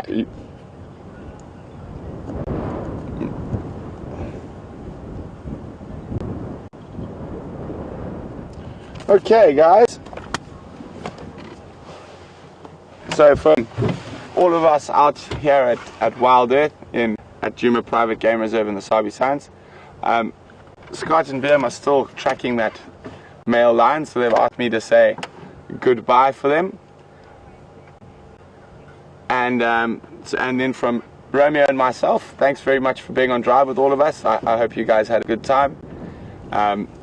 Nice to do something a bit different, some trees and some birds from my side, and we got you. I hope you got your good cat fix with Scott.